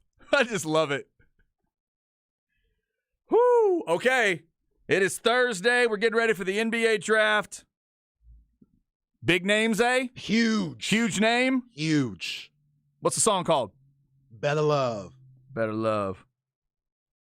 Come on, Chad. I'm going Luther. There we go. Yeah. There we go. There we go. Now, is this, let's do a basketball analogy. Is this a 3 Luther, a 4 Luther, or a 5 Luther size-wise? Maybe a foe. Okay. This might be foe. It's like a power forward. Yeah. Like a freaky 4. Freaky 4 Luther. Luther Vandross. What a great voice. And then I just love guys, men and women that do what he did at the beginning of that song. Like, just give me a second. We'll get there. Yeah, we'll get there. We'll get there, but I'm gonna work. It's almost like he's stretching. Oh, I had to fast forward 30 seconds just so we could get to the good stuff. Give you a little bit of that. Whoa, whoa, whoa. Like, I'm just stretching. I'll get there. We'll get to the words. Don't worry. I love that. Luther, Paula Abdul, and Tiffany have started the show today. It is Dreams Come True night in the NBA. The Twins, the Thompson twins are getting, we'll get some discussion. Obviously, we were just talking about them. Amen Thompson and Oscar Thompson? Oscar? Yeah, you'll hear it tonight. Yeah, we'll hear. We'll figure Adam it out. Silver, he'll announce it. You'll hear it. You'll get it then. Just to double check, the middle name of both guys is XLNC, all capital letters. Excellence is how you say it. Their middle name is Excellence. That's fantastic.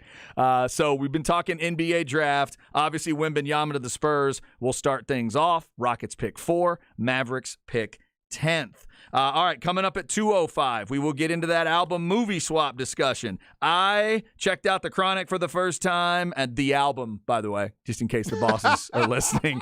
And then Zay watched Tombstone for the first time this week. We'll get into all of that. Right now, though, let's get into the Flex segment. We'll start with a hot day in College Station. Flex ATX for the best high school sports coverage. Listen to the Horn and go to FLXATX.com. Flex 30 is brought to you by Brain Vault. Brain Vault is a revolutionary and patented mouthguard that has been proven to help reduce the risk of concussion. Visit brainvault.com and join the movement. All right. It is 7-on-7 day over there in College Station. And Zay, for people who listen to the station, if they listen to Light the Tower with Craig and Jeff and Cameron, they hear the name Mike Roach from time to time. Mike Roach is one of the big recruiting guys over there at horns247.com. Roach tweets out from College Station today, "I feel like I'm sitting in a hot tub." Man. So I looked at the forecast, and from the sky, I am seeing some clouds. I saw clouds and like 95 for the high.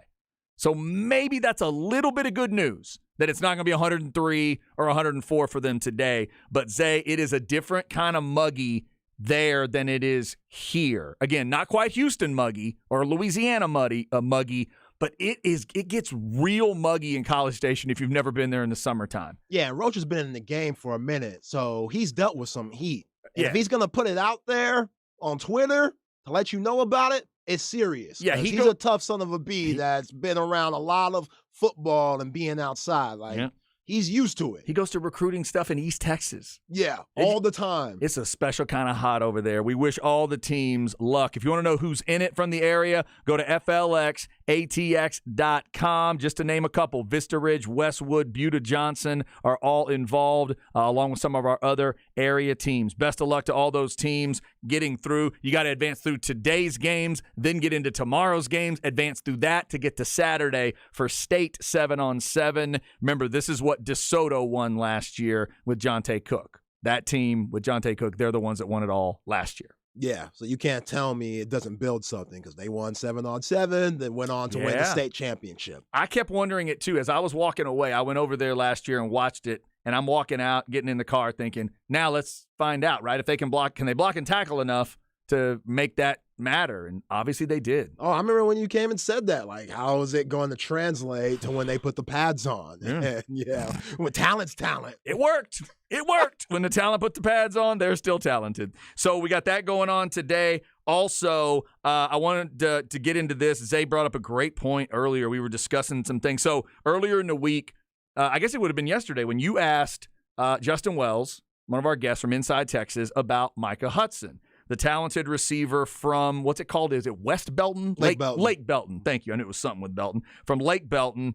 And yesterday, Justin told us, he said, guys, if I had to guess right now, I'd say Tech. A lot of times fans think that the guys that cover for Longhorn Insider sites, they always say the guys are going to Texas. Not always. Sometimes a lot of times they're just being honest with you, and it ends up being Texas. But in this case, he said he thinks he's going to Lubbock. You found something, Zay, that might lead us to understand why he may go to Lubbock. Yeah, it's starting to make a lot more sense now. According to On3, Texas Tech quarterback Tyler Shuck and wide receiver Jerand Bradley have signed partnerships with NIL Leaderboard. Each athlete stands to make 6 figures from this deal, according to their Level 13 agency. 6 figures? Yeah. Tyler Shuck? Tyler freaking Shuck. The Shuck man? Yeah. The Shuckster? Which they went through how many quarterbacks last year? Like 3? 13. No, it wasn't that. They had a ton. He ended the year in the Texas Bowl, had a really good Texas he Bowl did. against Ole Miss, Lane Kiffin and them. Mm-hmm. I don't know if he deserves 6 figures I don't know from about that Texas Bowl game. I do think he's a good quarterback, though. He's solid. Good quarterback. That is, it's interesting we bring this up because to think about the old days. So the old days of recruiting before NIL was on top of the table a little bit. Anytime somebody like this would end up at Tech versus Texas, or it's a little more obscure place versus a Texas or a Texas A&M, the Longhorn fans and the Aggie fans all did the same thing. Well, you know what that is. They just paid him more. They just paid him more. They just found some money. You know what they're doing. All that under the table, blah, blah, blah. And got to kind of get on this weird moral high ground all of a sudden. But now that you got the NIL world out there in front of us, now it is okay to say that. You hear about a deal like this, you think, oh, no, that could be something. So if I am Micah Hudson, I'm trying to figure out, how do I make a name for myself? Maybe I'm thinking about trying to get to that next level. But also, Zay, I might be thinking about how many guys are ahead of me to get the NIL money. Right. And if I felt like I was further up in the line at Tech than I would be at Texas or Texas A&M or wherever else I might be looking, I could see that logic. Yeah, I mean, even though Jordan Whittington will be gone next year, if Xavier Worthy has a great season like we think he is, he'll probably be gone too. There's going to be a lot of turnover, even though it's a pretty deep wide receiver room currently. Yeah, you don't have to necessarily worry about those things because as a 5-star recruit, depending on where you go, you could be a starter immediately. So, and we heard Justin Wells tell us yesterday, Joey McGuire and Texas Tech have been on Micah Hudson from jump. Maybe when he was in damn 8th grade. Yeah. Before he even got to Lake Belton's campus. And that means something. We talk about that all the time with these high school kids. Man, these guys, they were looking at me when I was basically in diapers. When I was playing Pop Warner, I was getting letters from this team, from this coach. Even if the coach might have moved, they stuck with the kid, and maybe the coach is now in a bigger situation. So with Texas Tech becoming the big dog in the Big 12, once Texas and OU leaves to the SEC, recruiting's a little different. And you could say that, hey, with those colors and that tradition up there in Lubbock, it's not as, head scratching as it used to be when they flip guys from Texas and Texas A&M to go up to Tech. So, yeah, when you're throwing around 6 figures to guys like Tyler Shuck, if I'm Micah Hudson, what they gonna give me?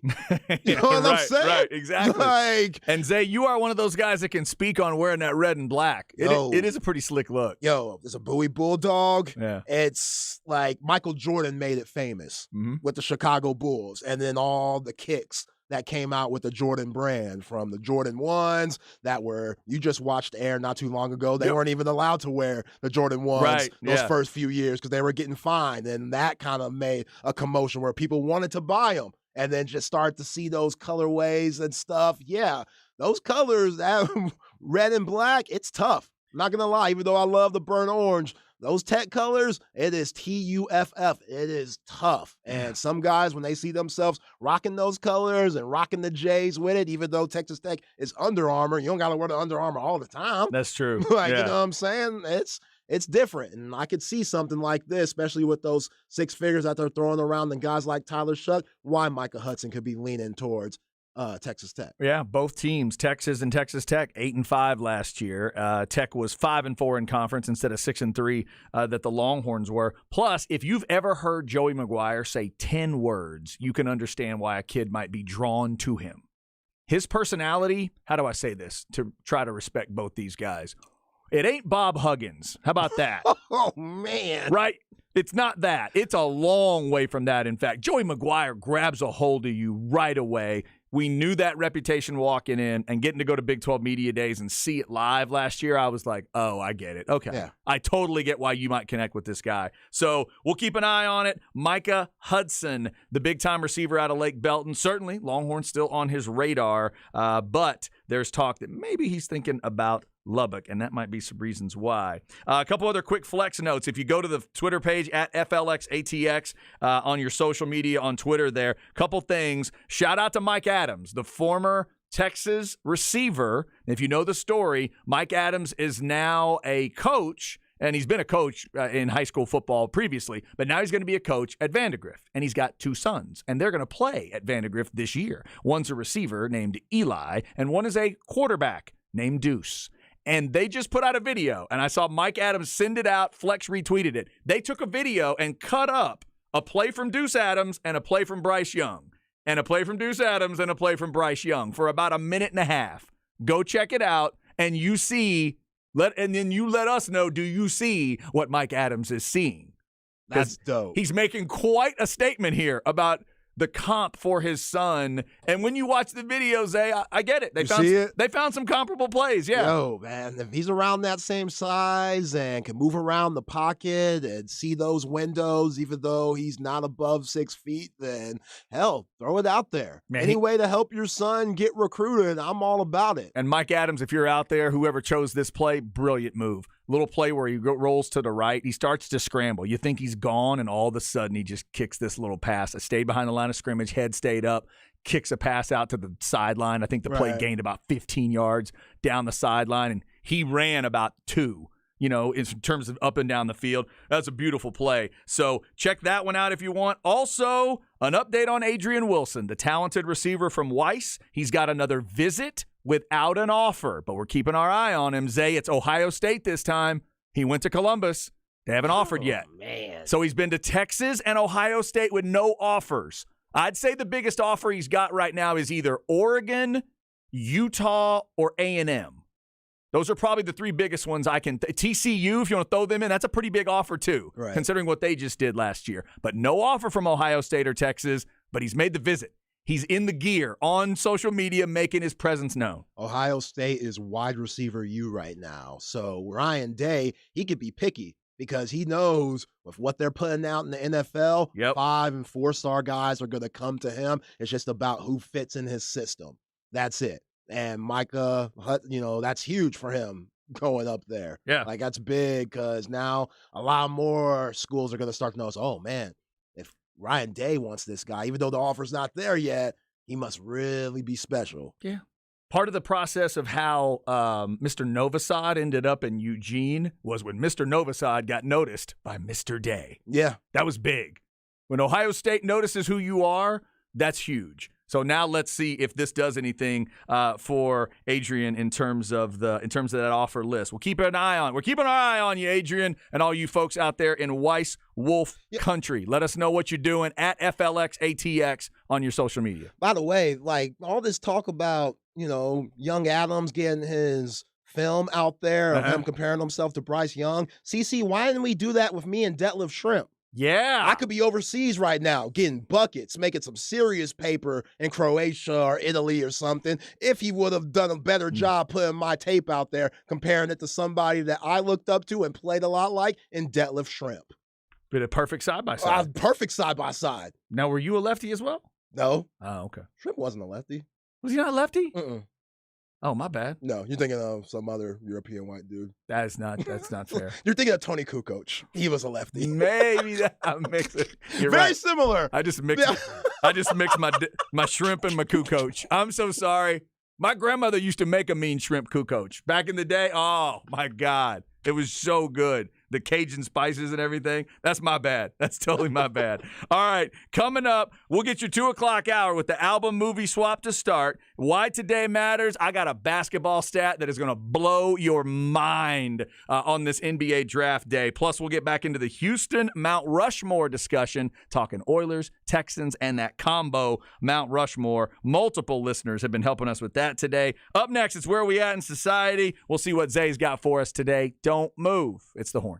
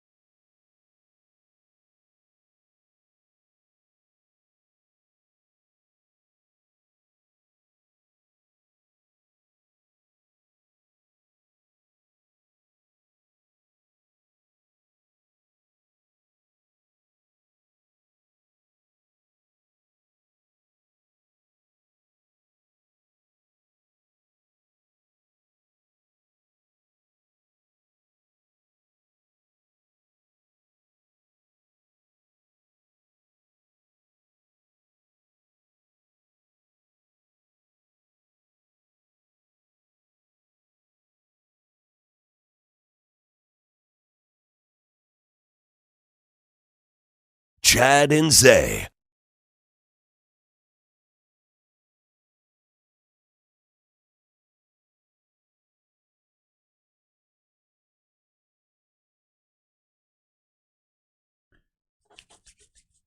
All right.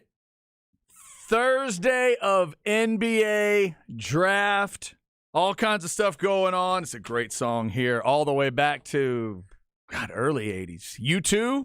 U2. Sunday Bloody Sunday? Sunday, Bloody Sunday. Bono and crew. About that. It's weird you played this. The video of this song was a live version from Red Rocks in Denver. Did you hear what happened at Red Rocks last night? No. There was a concert from one of the One Direction dudes named Louis Tomlinson. My daughter and I are actually going to see him in Houston later in the summer. She's really into him. He's doing the show last night. They have to postpone it because of this heavy, heavy rain comes in, and then what is described as golf ball size hail starts to fall. They sent between 80 and 90 people to the hospital. Wow. And 3 were considered seriously injured. 80, 90 needed to be treated. I'm sorry, 80 or 90 treated. 3 sent to the hospital. My bad. 3 sent to the hospital with pretty serious injuries. Injuries all the way up to like broken bones were reported. Now, that could have just been like maybe you're slipping and falling and stuff like that. Right. But it got that crazy. They postponed, and 10 o'clock or so local time, they canceled. So he's going to have to come back and do it again. It's one of the most incredible scenic locations for people that know what Red Rocks is, for all kinds of cool shows. But it turned into like a nightmare for them last night. Wow. So you got just a bunch of teenagers there hanging out, trying to dodge hail. Yeah. Getting smashed in the head. Story. Yeah. They said that some of them were like literally picking up trash cans and trying to get something above their head so they're not getting hit. Hope everybody is going to be all right after that. So I'm sorry. Let me cut you up. So y'all are going to one of the like other guys, not Zayn, not Harry Styles. Not Zayn and not Harry. He's like that next guy. It's like going to a Ringo Starr concert by himself. Not exactly, because it's sad that I know what I'm about to say out loud, but he is the guy that wrote a lot of the stuff with One Direction. Okay. So he's got a little respect in that regard. And I actually kind of dig the stuff. It's a little more rock than what Harry's doing. Okay. So I can deal with it. Okay. I just love seeing her react to that stuff. Right. Love seeing her flip out. Yeah. And I also just love I love concerts and just sort of soaking up the whole thing. I want to get there early enough to watch all these crazy kids rush onto the lawn. Thank God I don't have lawn seats, but rush onto the lawn and like elbow each other in the throat, to get a spot. I love that stuff. All right. So U2, Luther Vandross, Paula Abdul, and Tiffany have gotten us started today on the musical side. We got the album and movie swap coming up. 1 year apart for The Chronic and Tombstone. We don't always plan these things. We never, in fact, plan those things, but they are just a year apart. December of 1 year, December of another year. We'll get into those coming up. We are talking NBA draft, obviously. There's football on the board. Texas got a recruit today out of Arizona, a running back named Christian Clark. 4-star running back, 6 foot 200.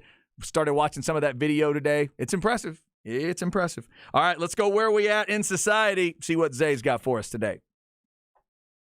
Where are we at in society today? All right, Zay. Do I need to go to Twitter? Are there crazy videos? What's happening? Yeah, go to Twitter. All right, here we go. All right, so who has a new podcast coming out? The new scandalous-ass relationship with Scottie Pippen's ex-wife, Larsa, and Michael Jordan's son, Marcus, who are now together in a relationship, even though there is a 16-year age gap. The podcast is called Separation Anxiety. Oh, my God, Zay. Yep, Larsa Pippen and Marcus Jordan have separation anxiety. They finally found each other, and now they're ready to be brutally honest with you about life, love, sex, and 16-year age gap. 16 years. I am all for people who are into the older or the younger or whatever, but there's a certain boundary line where I start to think, all right, what are we doing now? 16, but that's not what this one's about. This is obviously about, kind of like yesterday when we were talking about this silly SFA bowling story. There's a list of people you're not allowed to be with. In this case, the list is really short. It's really short. you're the son. I'm going to go from both perspectives. You're the son of Michael Jordan. You're not allowed to ever think about being with anyone that's ever been involved with Scottie Pippen. And we can even go down the list of his other teammates, but let's stop there. On the other side, if you ever were married to Scottie Pippen, you're not allowed to think about Michael Jordan, Michael Jordan's brother, Michael Jordan's dad, son, uncles, no one. How do you not know the basic rules of this? Yeah, and they already don't have Scottie and Michael. They already don't have a good relationship due to how Scottie felt he was represented on The Last Dance, which was foul. I don't think Mike and all the producers, everybody involved in The Last Dance did a good job of, I don't know, they just made Scottie look scummy, just about how he could have gotten surgery after the season, but he decided to be petty, which all that's true and stuff, but there was a lot in that 10-part series where it was more hate on Scottie than love that he should have gotten for those 6 rings. And I'm with you, Chad. Like, there should be no ifs, ands, or buts from Marcus Jordan or Larsa Pippen. She should know with what they went through, all the wars, 6 championships, getting over the bad boy Pistons, beating Barkley in 93, Gary Payton, Sean Kemp, 96, Karl and Stockton, 97, 98, like, beat some of the greatest players of all time. War. This is war they went through in the 90s. And Marcus Jordan and Larsa Pippen don't give a damn. So look, I think I've asked you this one before. Who do you think this hurts more? Scottie. Okay, that would be my interpretation. And, okay, moreover, do you think this hurts Scottie Pippen, but somehow deep down Michael Jordan, based on the kind of guy he is and this situation, do you think he gets pleasure out of this? It's sad that we even have to say that, but with his history, maybe. Like, does he get a little bit of sick pleasure, and when he sees his son, he's like, hey, what's up? Nice job. Like, is it that? He might. I wouldn't put it past him. One of the pettiest guys to ever touch a basketball, ever touch any ball in any sport. And listen to this, Chad. This happened yesterday also. Okay. Scottie Pippen's ex-wife, Larsa, has been awarded half of his 401k from the Chicago Bulls. Oh. She will receive 50% of the value, no matter if it's still money in the account. If the money is gone, she will take other assets. Dang. The couple had a prenup, but Larsa claims she convinced Scottie to void it. Wow. So, yeah, you asked me the question, who it hurts more? Scottie. Yeah, Scottie. 33 is feeling that a little more than 23. Okay, yeah, you're right. And look who has more money. Like, one's a billionaire and one, even though he's probably well off and doing good, man, is not. Dude, that is so gross. Like, I know there needs to be like such a conversation. Those 4 have to sit at a table, and I'd go through question and answer before I would even consider that relationship. I'm not trying to keep people from love, Zay. I'm not trying to keep people from love, but wow. Like, that's amazing that those 2 got together, and now they're just flaunting it with a podcast that they're going to be, oh, my God. Well, this goes back to my Tyler Hero, Zion Williamson comments of, you better watch who you cuff up. You better watch who you put a ring on it, because Larsa Pippen has a lot of Kardashian in her. She's best friends with Kim Kardashian, has been on the show. She's on reality shows herself, throwing out all types of business. Okay. Like, she's one of them. So, those Savannah James, Brittany Mahomes, Brittany Matthews, all those, like, hey, you need to find one of them. Future NBA draft picks tonight. I would get them all in the room tonight and be like, yo, who's y'all's women? And go down the line and be like, yeah, let me know who y'all with right now. They'd be like, my high school sweetheart, girl I met at college. Like, okay, be careful the girl you met in college. High school sweetheart, you cool. But the rest of y'all who are single, be careful, because your life's about to change. Not just from an NBA standpoint, but how you are being perceived from women. That's what somebody mentioned earlier on the text line. They love watching the girlfriends tonight at the NBA draft. Because you feel like you can learn a little bit of those relationships. And then, when you deep down, if you met her when you were 14 and maybe a little awkward, and now you're about to be a badass NBA guy, she probably knows you a little better. She'll probably stick with you a little more than somebody that may have come along when you were 20, 21. You know who I'm proud of, Chad, that we don't talk about enough on these situations? CeeDee Lamb. You remember him draft night? Yep. His girl holding his phone and stuff. He snatched that phone out. Double phone. Double phone. He snatched that girl out. Snatched that phone out that girl's hand. What you trying to do? This draft night, it ain't about you, girl. It ain't about you, shawty. And we haven't heard about that girl since. I don't even know if CeeDee's with her or not. But we haven't heard anything off the field about, CeeDee Lamb getting called up with some salacious stuff. We haven't heard nothing. He nipped that in the butt quick. Yeah. You embarrassed me on TV? Okay, cool. Cut her off. It just might not have been what it looked like. It might have been something totally different than what it looked exactly. He could have just solved it there. They might be happy. Yeah. And who knows? But we haven't heard anything since about old girl. You're right. We'll see. Yeah, keep an eye on those phones tonight too. Who gets caught on video? What they're doing with the phones during those picks. Always an interesting part of the draft. NBA draft coming up tonight. We'll get into more of that next hour. Why June 22nd matters. All those dreams coming true in the NBA. Plus, we're talking Mount Rushmore. H-Town style on the football side of things. Up next, though, it is the album movie swap. Tombstone and The Chronic. Get your machismo at the proper level. It's coming up on The Horn.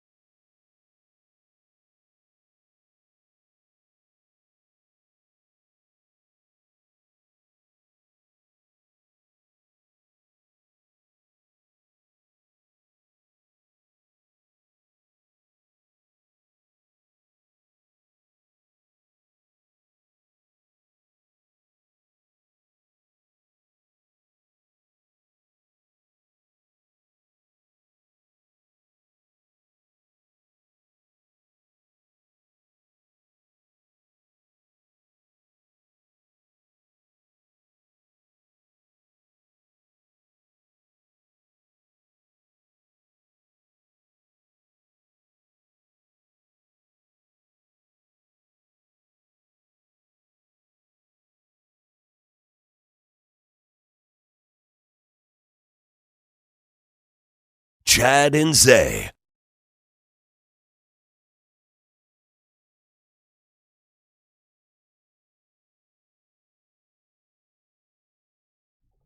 All right, let's go hour number 3 on a Thursday. NBA draft coming up tonight. We've hit a lot of that. Obviously, Wembanyama starts it off. The Rockets are going to pick 4 probably after Scoot and Mr. Miller are gone.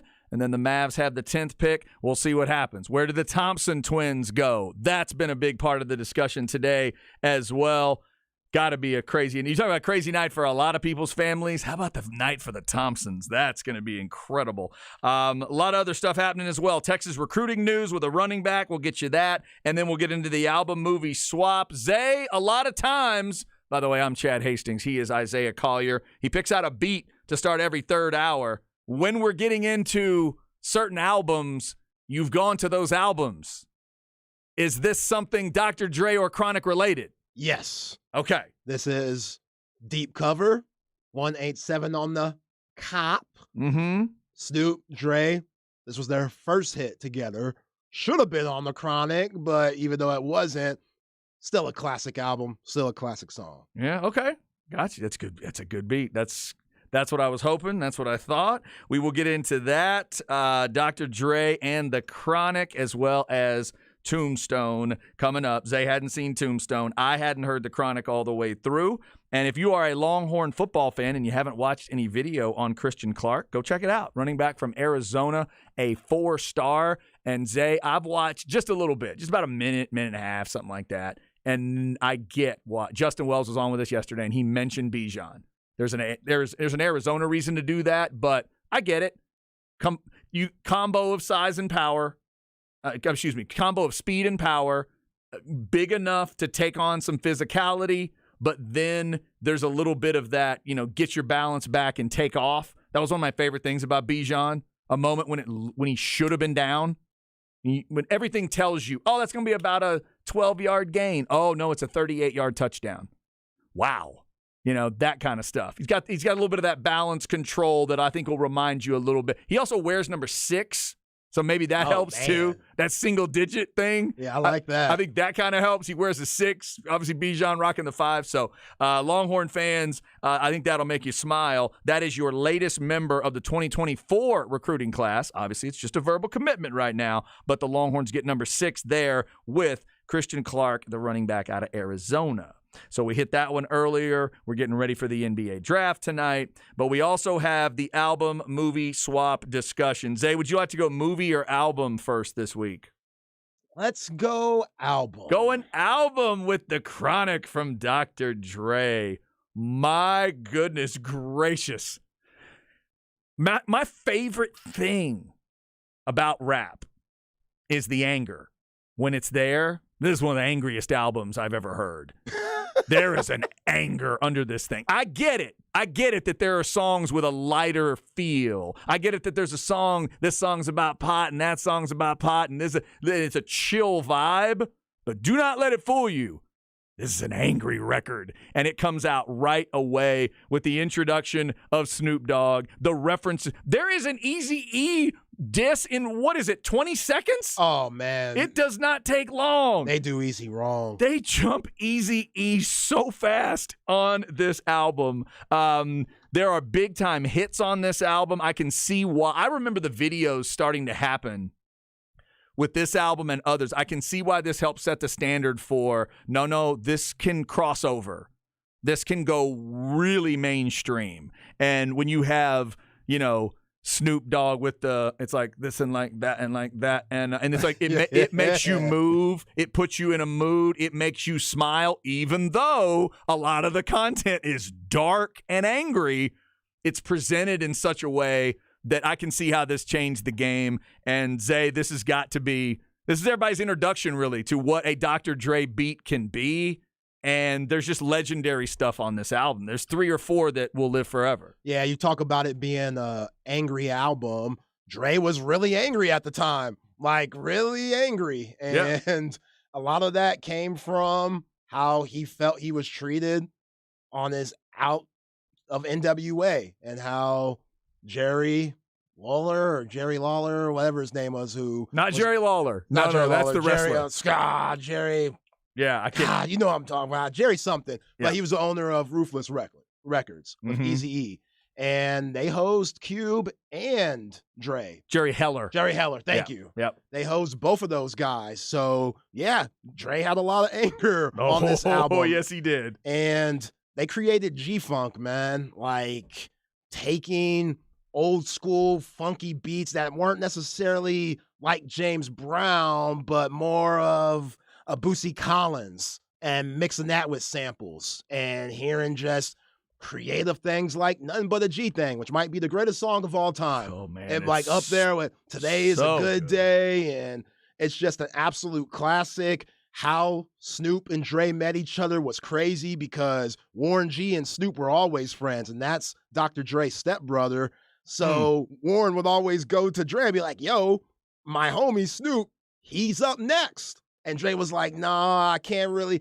I got this NWA thing going on. It just ain't time. So when Dre went by himself, he was like, you know what, Warren, bring that Snoop guy in. And the rest was history. So I absolutely love this album, just like Illmatic was, and how everybody kind of puts it up there as one of the grades and a staple of what hip-hop albums should be. And every great hip-hop album that comes out, it's compared to Illmatic. This is the same way with The Chronic. Every great album that comes out, it gets compared to The Chronic, especially West Coast album. I don't know any West Coast rapper that says this wasn't an influence on their life. And yeah, like the videos were on point. He had the radio hits. He had the thuggish stuff, crazy Compton stuff. And then he talked about things that it might have been aggressive, but needed to be talked about in A Day the N-Bombs Took Over, which was about the Rodney King riots. Yes. Yeah. So, Right. yeah, it gives you a little bit of everything, and it's a classic album, man. It really is. There's some really good stuff on here. I always judge an album by what's later on the album. There are officially 16 tracks on this album.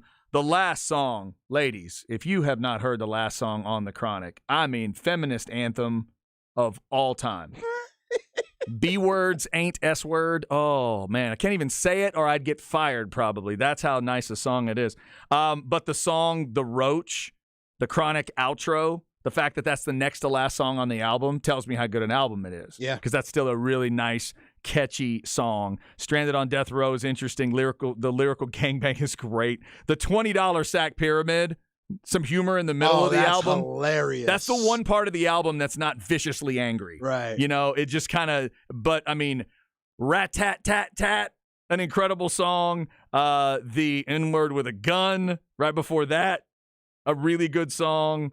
Snoop, and then Snoop, who has always been fascinated with a lot of the same rhymes, but also fascinated with, some explicit sexual discussions, let's say. Explicit sexual content. Whether it's a sex discussion or you're trying to make fun of another man discussion, Snoop really enjoys that side of things. So, I saw a Wikipedia thing today that said D's and then a disambiguation thing for, hey, if you're looking for that, there's a lot of different things you could be looking for. Right. And I thought, Snoop kind of gets credit for some of that in a way. It is something. There's all kinds of great folks on here, not just Dre and Snoop. Nate Dogg's on this album. Was Nate Dogg a big deal before this album? No. So it's kind of his intro.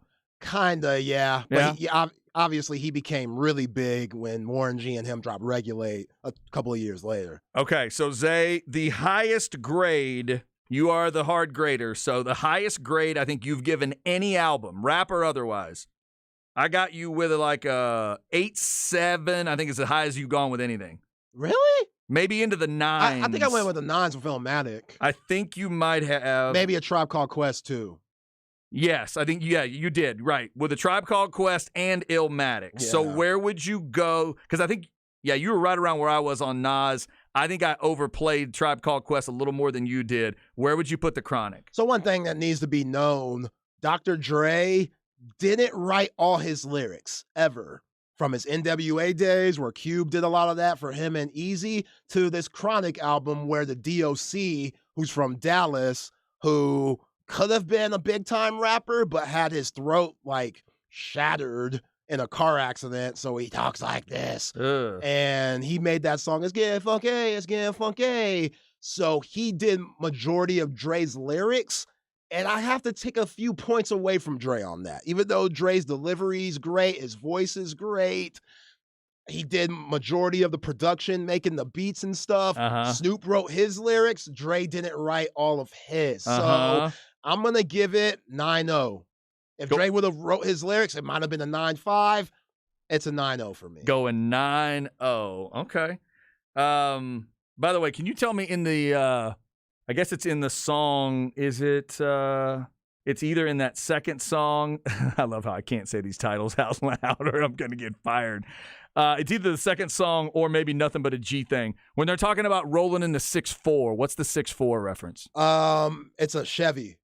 Okay. It's a Chevy. Gosh. What Chevy? Impala. 6'4" that's a reference, Impala. like a 6'4" liter? Like a 6.4 liters, maybe? I don't reference know, to the like engine? like 6'4" the year it came out. Oh, a 64. A 64. I see what you're yeah. saying. Okay, all right. Yeah, so Impala. That's right. what they're talking about, low riding. I'm going to go 6'4" plus 3. I'm going to go 9.4. Okay. 9.4 for the Chronic. That would put it right underneath the Tribe Called Quest and right alongside of the Nas album for me. See, yeah, that one thing the Nas album didn't have that the Chronic had was just the club radio bangers. Right. I got it one notch above. I got 9.4 versus 9.3 is where I had Nas. Then again, Nas ain't have no help. Like That's true. If Dre didn't have Snoop on this album, then it might be a 7. And that's an interesting point. Like, I'm just grading it for what it is. Yeah, I'm grading the album for what it is and the feel of everything. So I'll go 9.4. All right. So there's your album of the week. The movie of the week. Zay had not seen Tombstone. So are you just going to stand there and bleed? You're going to do something or are you going to stand there and bleed? Zay, Christmas Day, 1993 is when this movie came out. It grossed $73.2 million. What'd you think of Tombstone? It was so dope. There were so many moments where I had to rewind that thing because I was like, oh, I can't believe that just happened.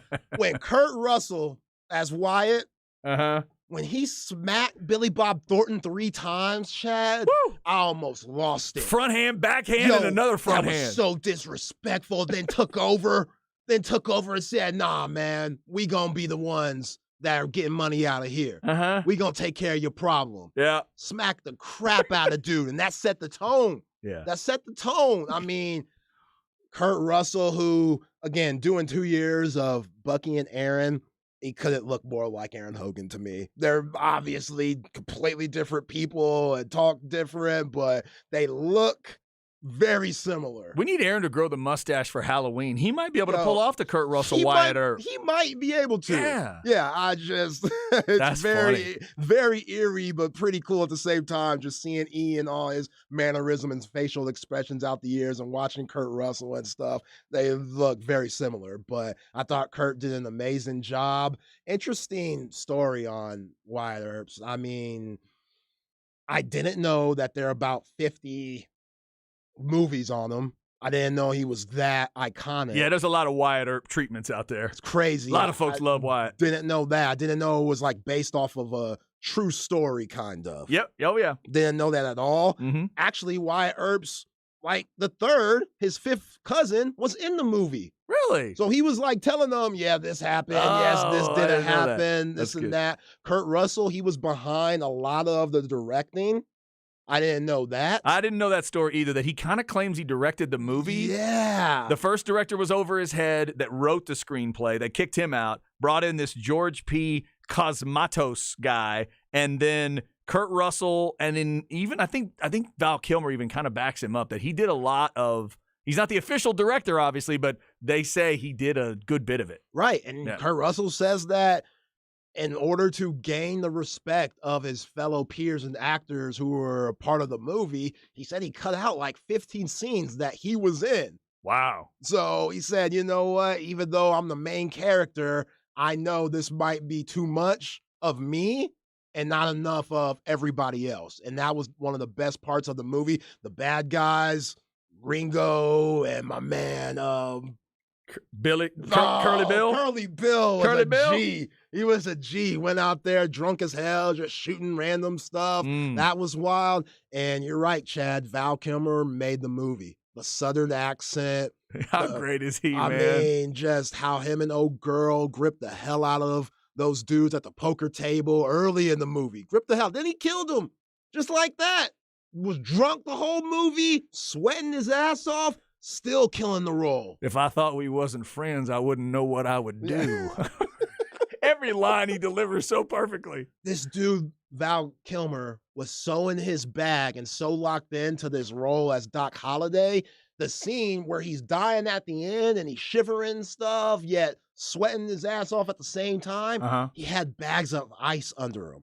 So he could really get an authentic shiver. Dang. That like he was cold and was really bought into the actor in the scene. And it's just like, dude, what these guys do to make the movie is incredible. Like, I wouldn't even think of anything like that. Right. Like, I gotta make it look authentic. So let's put ice all around the bed under me so I could show how cold I am and sickly that he was, which I always wondered, like, man, why is he always sweating? And I got, oh, yeah, he has a disease. Right. Like, something is seriously wrong with him, but he's still good enough. And him and Wyatt are so cool that he's saying, yo, F my sickness. You're my guy. I'm going to help you out. Yeah. It really is a great friend movie in a way. They kind of made that movie. They decided to really focus in on that relationship. And, yeah, I mean, what's the last thing he says to him, right? Thanks for always being there. Yeah. I mean, and the way Kilmer plays that last scene, the crying, the tears, and get out of here. And if you ever love me, leave. And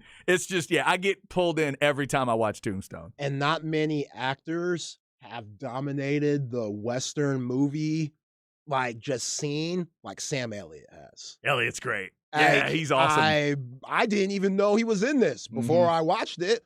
I was like, oh, this makes sense because me and my wife, we watched The Ranch well before Hyde started doing what he did. But it had Ashton Kutcher. I never watched it. Okay. Yeah, Ashton Kutcher was the son of Sam Elliott, and they owned a ranch. I don't know if it was in Yellowstone or something, but it was a pretty funny show, and Hyde's crazy ass, he was in it, he messed it all up. Okay. But then Sam Elliott was also in one of the Yellowstone spinoffs, and he's great in that. I don't know if it's 1883. I don't know which he one might be in that one, right, with Tim McGraw and Faith Hill. Yes. He's in that one, He's think. great in that. Yeah, so I'm sure when he it is. comes to anything Western, Sam Elliott's on point. Couple of questionable things happen. Just Wyatt just so willing to cheat on his wife with Josephine. Yeah, they really try to lean into that sickness with her, don't they? Oh, they try to make you believe she's some kind of opioid addict or something. Yeah. You're like, I don't know. I'm not sure. I'm not sure. Like, yeah. I get it. She was on the opioid, but come on now. Like, oh, girl, she just got in town. Dude, when Doc Holliday says, oh, my apologies, Wyatt, you're an oak. And then later it comes back when he says, oh, I'm an oak, all right. Oh, God. And he goes riding off after her on the horse. Man, it's so good. It's bad and good at the same time. I mean, again, it's like with The Chronic. Like, you have to realize what you're doing here. There's a lot of high-level machismo stuff. You got to keep that under control. There's a lot of craziness to it, and Tombstone is full of craziness. All right, Zay. So, movie-wise, just like the albums, you can be a tough grader. So, what's your grade for Tombstone? 8.5. Oh, okay. 8.5. All right. Very impressed. Very entertained. Even the fighting scenes at OK Corral, that was iconic, and just the history of Wyatt and Doc Holliday, that was cool. You know, just everything was on point. I love that Western stuff. I really do. Like, Yellowstone completely changed my whole thought process on, even though that's not like really a Western, but it got me into that whole genre. Okay. Interesting. And now I want to see even more Westerns and see what they're about compared to Tombstone, because I've always heard this is the it one. Yeah. This was the one that everyone has to see, kind of like The Chronic and Illmatic when it comes to Westerns. This is the one that sets the standard for everything else that's been done and before that. The next one that pops in my head is, have you ever seen Unforgiven? No. Clint Eastwood, Gene Hackman, Morgan Freeman? No. That's a good one to check out, too. Okay. Another good modern, right around that same time, maybe a little after that. That one, and because Unforgiven got like Oscar love. It was Word? it was that good. Okay. Yeah, it went to that. It may have even taken it to that next level. Interesting. 8.5 for Zay. I would definitely put it in that kind of B range. Maybe it's like, I would put it in that B range as well. That's fair. Yo, I love cold-blooded stuff, man. When that dude Ringo said, "Smell that, Bill? Oh. Smells like somebody's dead." I said, "Woo, Yeah. man, that is cold-blooded." One of the most popular memes ever is everybody, the meme or GIF, whichever version, is that everybody loves to use the curly bill, bye.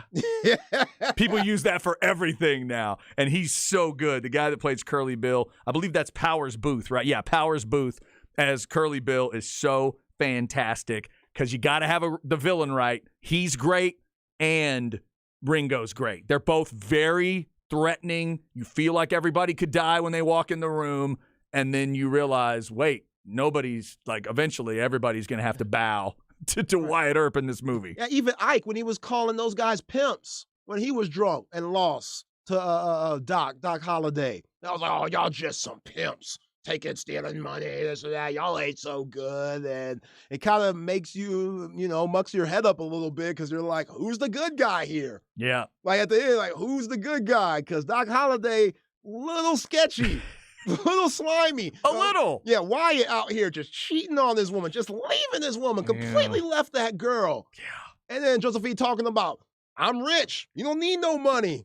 I like men. Like, why sue me? What do you want from me? Oh, never my seen God. a lady like you. So I like men. And what?" That's a wild movie. Wild movie. There you go. Tombstone and The Chronic. If you haven't checked them out lately, December 92 for The Chronic, December 93 for Tombstone. There's our album movie swap for the week. We'll be taking a week off because Zay is taking a week of vacation next week, going on his honeymoon. So we'll be back after that with more albums and movies and stuff during the summertime here. Get some discussions in. Up next, it's Why Today Matters. The draft coming up tonight is obviously a big reason why today matters. We'll get you some basketball stuff. Plus, we're talking Houston Mount Rushmores. You can do a combo of Oilers and Texans, or just do the Oilers, or just do the Texans. We'll tell you what people have already given us the thoughts for today, who they've put on the list, who we put on our Mount Rushmores. That's all coming up on The Horn.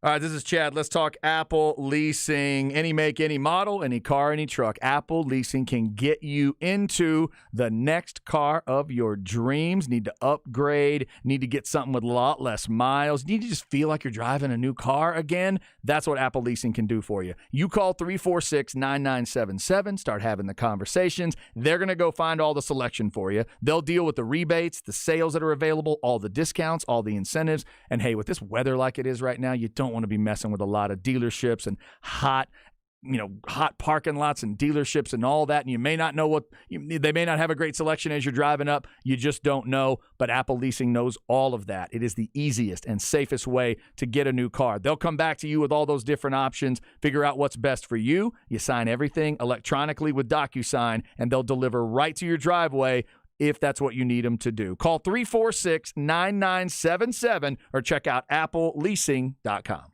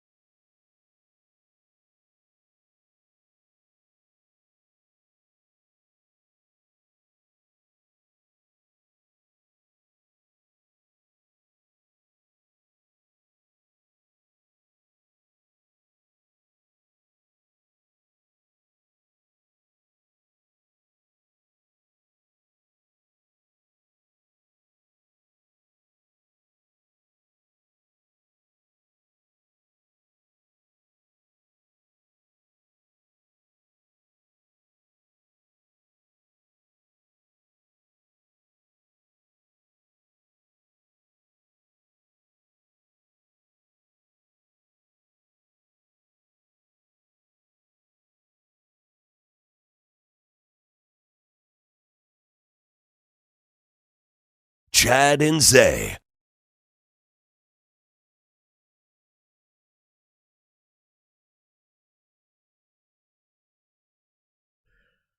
All right, let's go on a Thursday, talking NBA draft, a lot of other stuff. NBA news breaking in the last couple of minutes. We will get to that. Zay, should I know this? Yep. When it first started, I thought of Outkast. There we go. Okay. Yeah, I heard Andre early on. Yep. We established yesterday I cannot ID Drake, but Andre I can hear. I'm good with that. I'm not as good at Big Boy, but Andre I can hear. Really? Yeah. If you just played me Big Boy by himself and then, I don't know, I'd be able to pick just him out. Andre's voice, though, sticks out to me. Yeah. Andre 3000's voice is very unique. He's supposed to be dropping an album this year. Is that right? A lot of people will definitely be looking forward to that. But, yeah, Outkast, Rosa Parks, classic. Oh, yeah. Great stuff. Outkast, U2, Luther Vandross himself, Paula Abdul, and Tiffany. The Dr. Dre beat earlier in the hour. We did talk about The Chronic and Tombstone today. There's a lot going on this June 22nd. There's even more reasons why today matters in the NBA. Let's get right to it.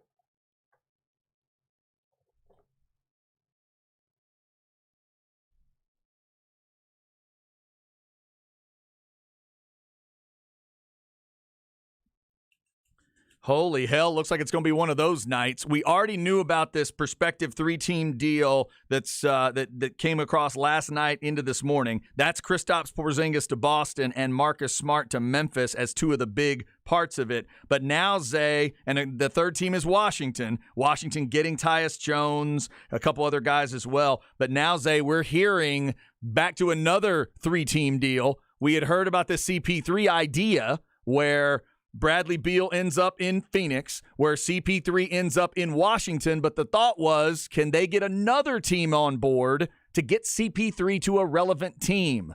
Let's get the update. Yeah, according to Woj, the Washington Wizards are finalizing the deal to send Chris Paul to the Golden State Warriors for a package that includes Jordan Poole and future draft assets. Wow. That's nuts. So Poole would go back to Washington. Yeah. Right? Oh, man. I mean, goes back to when Draymond Green socked Poole in the eye. Yeah, I was about to say Poole was the receiver of the punch. Look, I don't think this is a good deal at all for the Golden State Warriors. They got worse with Chris Paul. Jordan Poole is better than Chris Paul at this point. Obviously not career. Chris Paul is one of the greatest point guards to ever do it. But 38-year-old Chris Paul, it must have gotten dark. And they must really be trying to keep Draymond Green, who declined his player option for $27 million.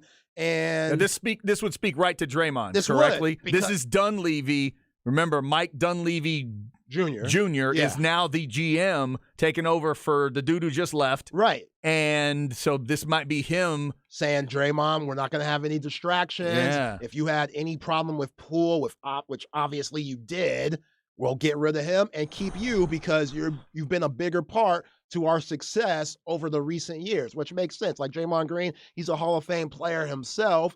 But, man, Chris Paul at 38 going to Golden State. I did say he needed to be a backup point guard at this point of his career if he wants to play for a team that has championship aspirations. So that makes sense for him. For the Warriors, not so much. But, again, Chris Paul being the backup and Chris Paul being the starter, two completely different Chris Pauls. Like, if you have Chris Paul coming in 20 minutes a game, filling in for Steph Curry, that's solid. I'll take that. But Jordan Poole, man, Jordan Poole, he does some special things. And yes, he had a really bad postseason, but man, with the youth that he has and all the money that they just gave him, you thought they believed in Jordan Poole a little more than what they've obviously are showing now. And clearly the Draymond Green thing had a lot to do with this decision. So just to be clear here, is Woj saying this is done or they're still when it says working it out? Finalizing, I mean, it's still working it out. Gotcha. Okay, so still close on the deal, but not official yet, but it's heading that way. That's crazy. CP3 may very well end up at Golden State, Jordan Poole in Washington, and then you got those other deals. Also, earlier in the show, we talked with Keenan Womack of OrangeBloods.com. He says he thinks Damian Lillard might move tonight. And we could get out of this draft with Damian Lillard having a new home. Portland obviously picking third in the draft overall. A lot of people think they're going to end up with Scoot Henderson and then move on from Damian Lillard. What's coming back the other way there? That's going to have to be some serious compensation for a guy like Damian Lillard. We'll keep our eyes on all of that as the NBA draft gets closer tonight. All the crazy suits and shoes and stories. And, hey, there's John Calipari. That's all coming up tonight. Zay's mother will not enjoy that part. No, she can't stand John Calipari for this very reason. One of our tonight. Listeners says, Zay, I'm right there with your mother. He is slicker than his hair. Yo, you remember how Don Chaney went after him? Oh, Back yeah. in the day? Yeah. Like, that was different. I know he had a lot of fire and stuff, but, yo, you had to do some very sketchy things for Chaney to go after you like that. As a fight fan, I really wish somebody had let John Chaney get all the way to Calipari just to see what the first couple of moments would have been like. Give him 5 seconds and then pull him off because he probably would have killed him. He had a mindset where give him 5 seconds. Just give me a 5 count and then pull him off. Oh, man. Because that's a young Calipari now. Oh, yeah. That was a big age difference. That's old man going to the fight. So I would have given the old man a little deference there. Hey, coach, Coach, I'm going to give you 5. Give me 5 seconds, and then we'll see what happens. Oh, man. He had that Gramp strength. Yeah. And I mean, but when I say pull him off, I mean to protect Calipari. Let me be clear about that. Yeah. I'm not trying to protect Chaney there. That wouldn't have been the case. Yeah, Calipari's done some sketchy stuff. You know, we go back to Derrick Rose having some random genius take the SATs for him just to get him into Memphis. Yep. Like, it's real sketchy. That did happen. All right, Zay, I found this in the basketball realm today. I figured since the draft's coming up, you might appreciate this. A few birthdays. First of all, Clyde Drexler, 61 today. 14th pick back in 83. Of course, it went to Houston. The other big name that jumped out to me is Pistol Pete. Wow. Pete would have been 76 years old today. He died back in 88, sadly. But when it comes to Pistol Pete, the numbers usually speak for themselves. Here we go, Zay. He arrives at LSU. Back then, they didn't let you play when you were a freshman on the varsity, so you had to play freshman basketball. Pete Maravich, first game ever at LSU. 50, 14, and 11. That's fun. And then he goes on to his sophomore, junior, and senior years and averages 44, 44, and 45 points a game to set the record. Good. With no Great. three-pointer. Yeah, that's the biggest thing. No three-pointer. No three-point line. Just buckets after buckets. He set the all-time record having only 3 years to do it in and no three-point line. And he loved to pass, too. Yeah. Like, it wasn't like he was just a big-time selfish guy with a Kobe mindset and he had to get all these buckets. The dude could pass his ass off. 11 assists in his first ever game as a freshman at LSU on the freshman team. That's insane. Yeah, I don't think he gets enough credit. No, he doesn't. You're right. He does not. There's not near enough talk about Pistol Pete. Because his Atlanta days where they were wearing the green and blue jerseys, he doesn't get the credit there. I don't think he gets the credit when he was with New Orleans for the Jazz before they moved to Utah and stuff. Like, man, he was special. Going back to Clyde, too, man. Like, Clyde, I think he was underrated also because he was always in Jordan's shadow as, like, the second best shooting guard in that era. Mm-hmm. And he didn't have, he just didn't have what Jordan did. And he wasn't as good, obviously, but he was damn good. Yeah, he was. And I know a lot of people were happy for him once he got traded from Portland to Houston. Probably the greatest midseason trade ever. You could probably throw Rasheed Wallace in there in 2004 and them winning with the Pistons and Larry Brown. But what they did in 95, getting Clyde and being the 6th seed, and making that run and beating that MVP David Robinson team and going on to beat those, that really good Orlando Magic team, just sweep those guys. Like, Clyde Drexler is one of the greatest shooting guards and players of all time, but he was always in Michael Jordan's shadow. Yep, no doubt. 61 today for Clyde the Glide. Also, when we were talking Georgia, Mount Rushmore, Champ Bailey was in the discussion. Champ's 45 years old today. Incredible numbers there. If you want to throw Champ on that Mount Rushmore, I think it's allowed. And today, Zay and I both had the combo Houston Mount Rushmore of Earl Campbell, J.J. Watt, Warren Moon, and Andre Johnson. We had different people throwing out Texans versions, Oilers versions. Some people throwing Bruce Matthews in there instead of Andre Johnson. I get that. Bruce was getting love. Arian Foster got love. For those of you wanting to give Eddie George consideration, 1 year. That's it. Played every game, and you mentioned it. What did he get, 1,300 yards? 1,300 yards, offensive rookie of the year. He was a stud. I mean, he was that's a damn good year. So I guess if you want to grab a hold of Eddie George, we might let you. Fresh off the Heisman. We can't do the McNair. McNair only started 6 games in 2 years. Yeah, that's tough. But Eddie was Eddie. So maybe, yeah, if you want to throw him in, that is a good discussion. Thank you for helping us on that today. The Specs text line is always there for you, 337-3776. All right, coming up, stems and seeds. Before we get out of here, Ball Don't Lie coming up with Rod and Harge. Don't move. It's the Horn.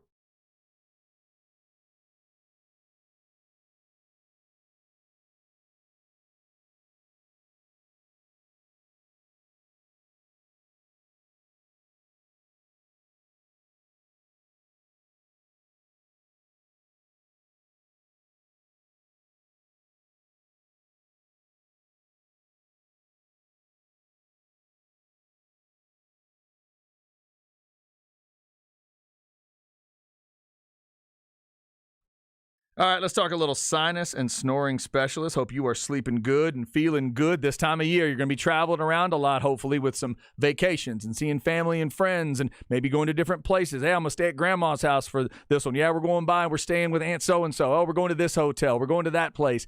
Different places sometimes means a different sleeping situation. You want to make sure it's consistent. Get to sinus and snoring specialist. If something's going on with you, snoring, sleep apnea, allergies, sinus, all those issues that people have. I mean, think about this weather change we just had. 103, 105 degrees, and then all of a sudden last night a big rainstorm hits. So you go from all that dryness to all the moisture hitting back and forth. Temperature changes. It can really mess with you. I know, because it used to mess with me all the time with the allergies and sinus stuff that I had going on. But I got it taken care of with sinus and snoring specialists. Get on in there. You'll meet Dr. Slaughter in the first consultation. That he prides himself on. He also prides himself on keeping those appointment times strict because he knows you have other things to get to. It's the very latest in ear, nose, and throat stuff because he's double board certified, so there's non-surgical and surgical options that others don't have. Call and set up an appointment today. You'll find out what I'm talking about. 512-601-0303 or go to sinussnoringent.com. It's sinus and snoring specialists. Feel clear, rested, and healthy.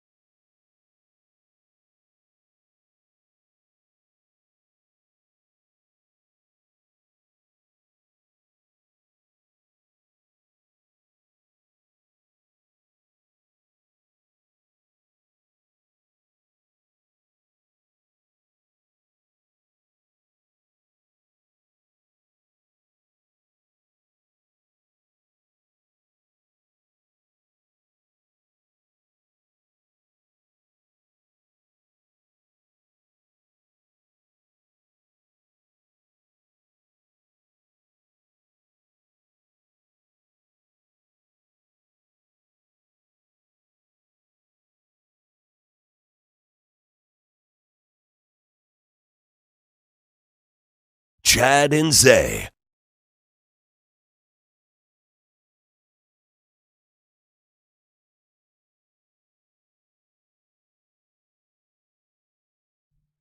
All right, about to wrap it up on a Thursday. Just a good, clean, wholesome song. Just to wrap it up today on a Thursday. Why does this song sound familiar to me? Because it was a hit. Yeah? I mean, it sounds a lot like Yin Yang Twins' Whisper song, but it's not that. Okay. Do I know who this is? Nope. No? Okay, who is it? David Banner. Ah, David Banner. Okay. Play. Somewhere along the line, I may have heard this one. I don't know exactly where. It's called Play? Yep. Okay.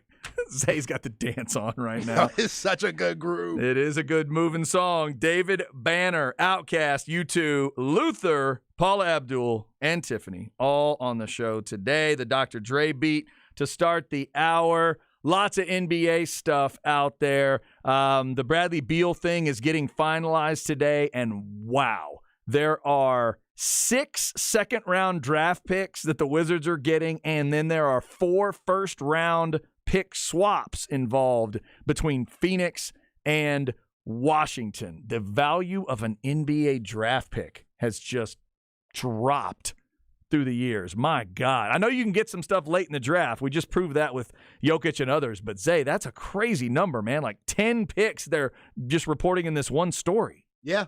And those picks will come back to haunt you, just as the New York Knicks, who were in a big-time trade early in 2011 for Carmelo Anthony, and they gave the Denver Nuggets a whole bunch of picks, and one of those ended up being Jamal Murray. So the Wizards, they're banking on one of those picks being a Jamal Murray or Nikola Jokic. Just they have to do a very good job with their scouting, and whatever pick that they have in the future, making the right one.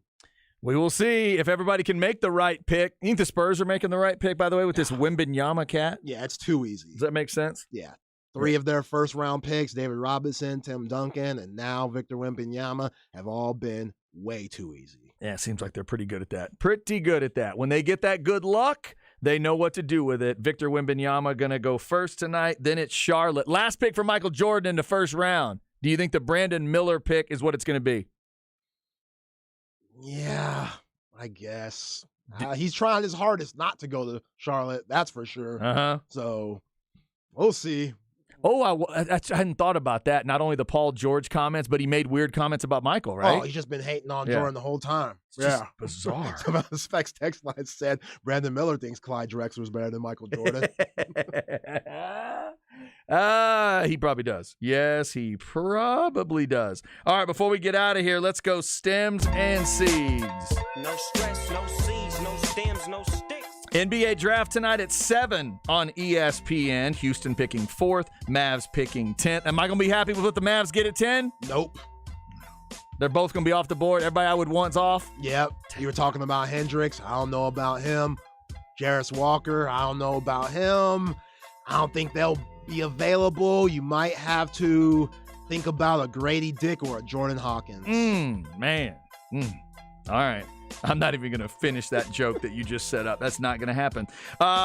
So we'll keep an eye on that. If you're just jumping in, again, Kristaps Porzingis to Boston, Marcus Smart to Memphis, and now the reports are CP3 to Golden State. And Zay, they're not just trying to move CP3. I mean, clear cap space or whatever. They want him, right? Yeah, Chris Haynes on TNT, he said that they're trying to keep Chris Paul and trying to make a championship run with him. So when it comes to just basketball, Jordan Poole is better, but when it comes to off-the-court stuff and how locked in you're going to be and being a professional, Chris Paul makes more sense. So we know Draymond Green and that incident happened with Jordan Poole at the beginning of the season. They want to keep Draymond, and obviously they don't care about Jordan no more. By the way, 3 days ago, Dunleavy said they're going to keep Poole. 3 days ago. You can't trust nobody in the NBA. Oh, my God. Remember, tonight in the College World Series, if you want to switch back and forth, ESPN2 has another battle between Wake and LSU. Man, I'd like for these they can play best of 5 if they wanted to. My God, they're fun to watch. Wake and LSU tonight. The winner will play Florida in the championship series. So, everybody enjoy the draft tonight. We'll be back tomorrow for a Friday show. We'll be reviewing the draft. This is going to be a really interesting show. Zay will be reviewing the draft on the day before he goes for vacation. I'll be locked in, y'all. Don't worry. Are you sure? I'll be locked in. Because I don't want you breaking down like the Nuggets taking Alex English tomorrow.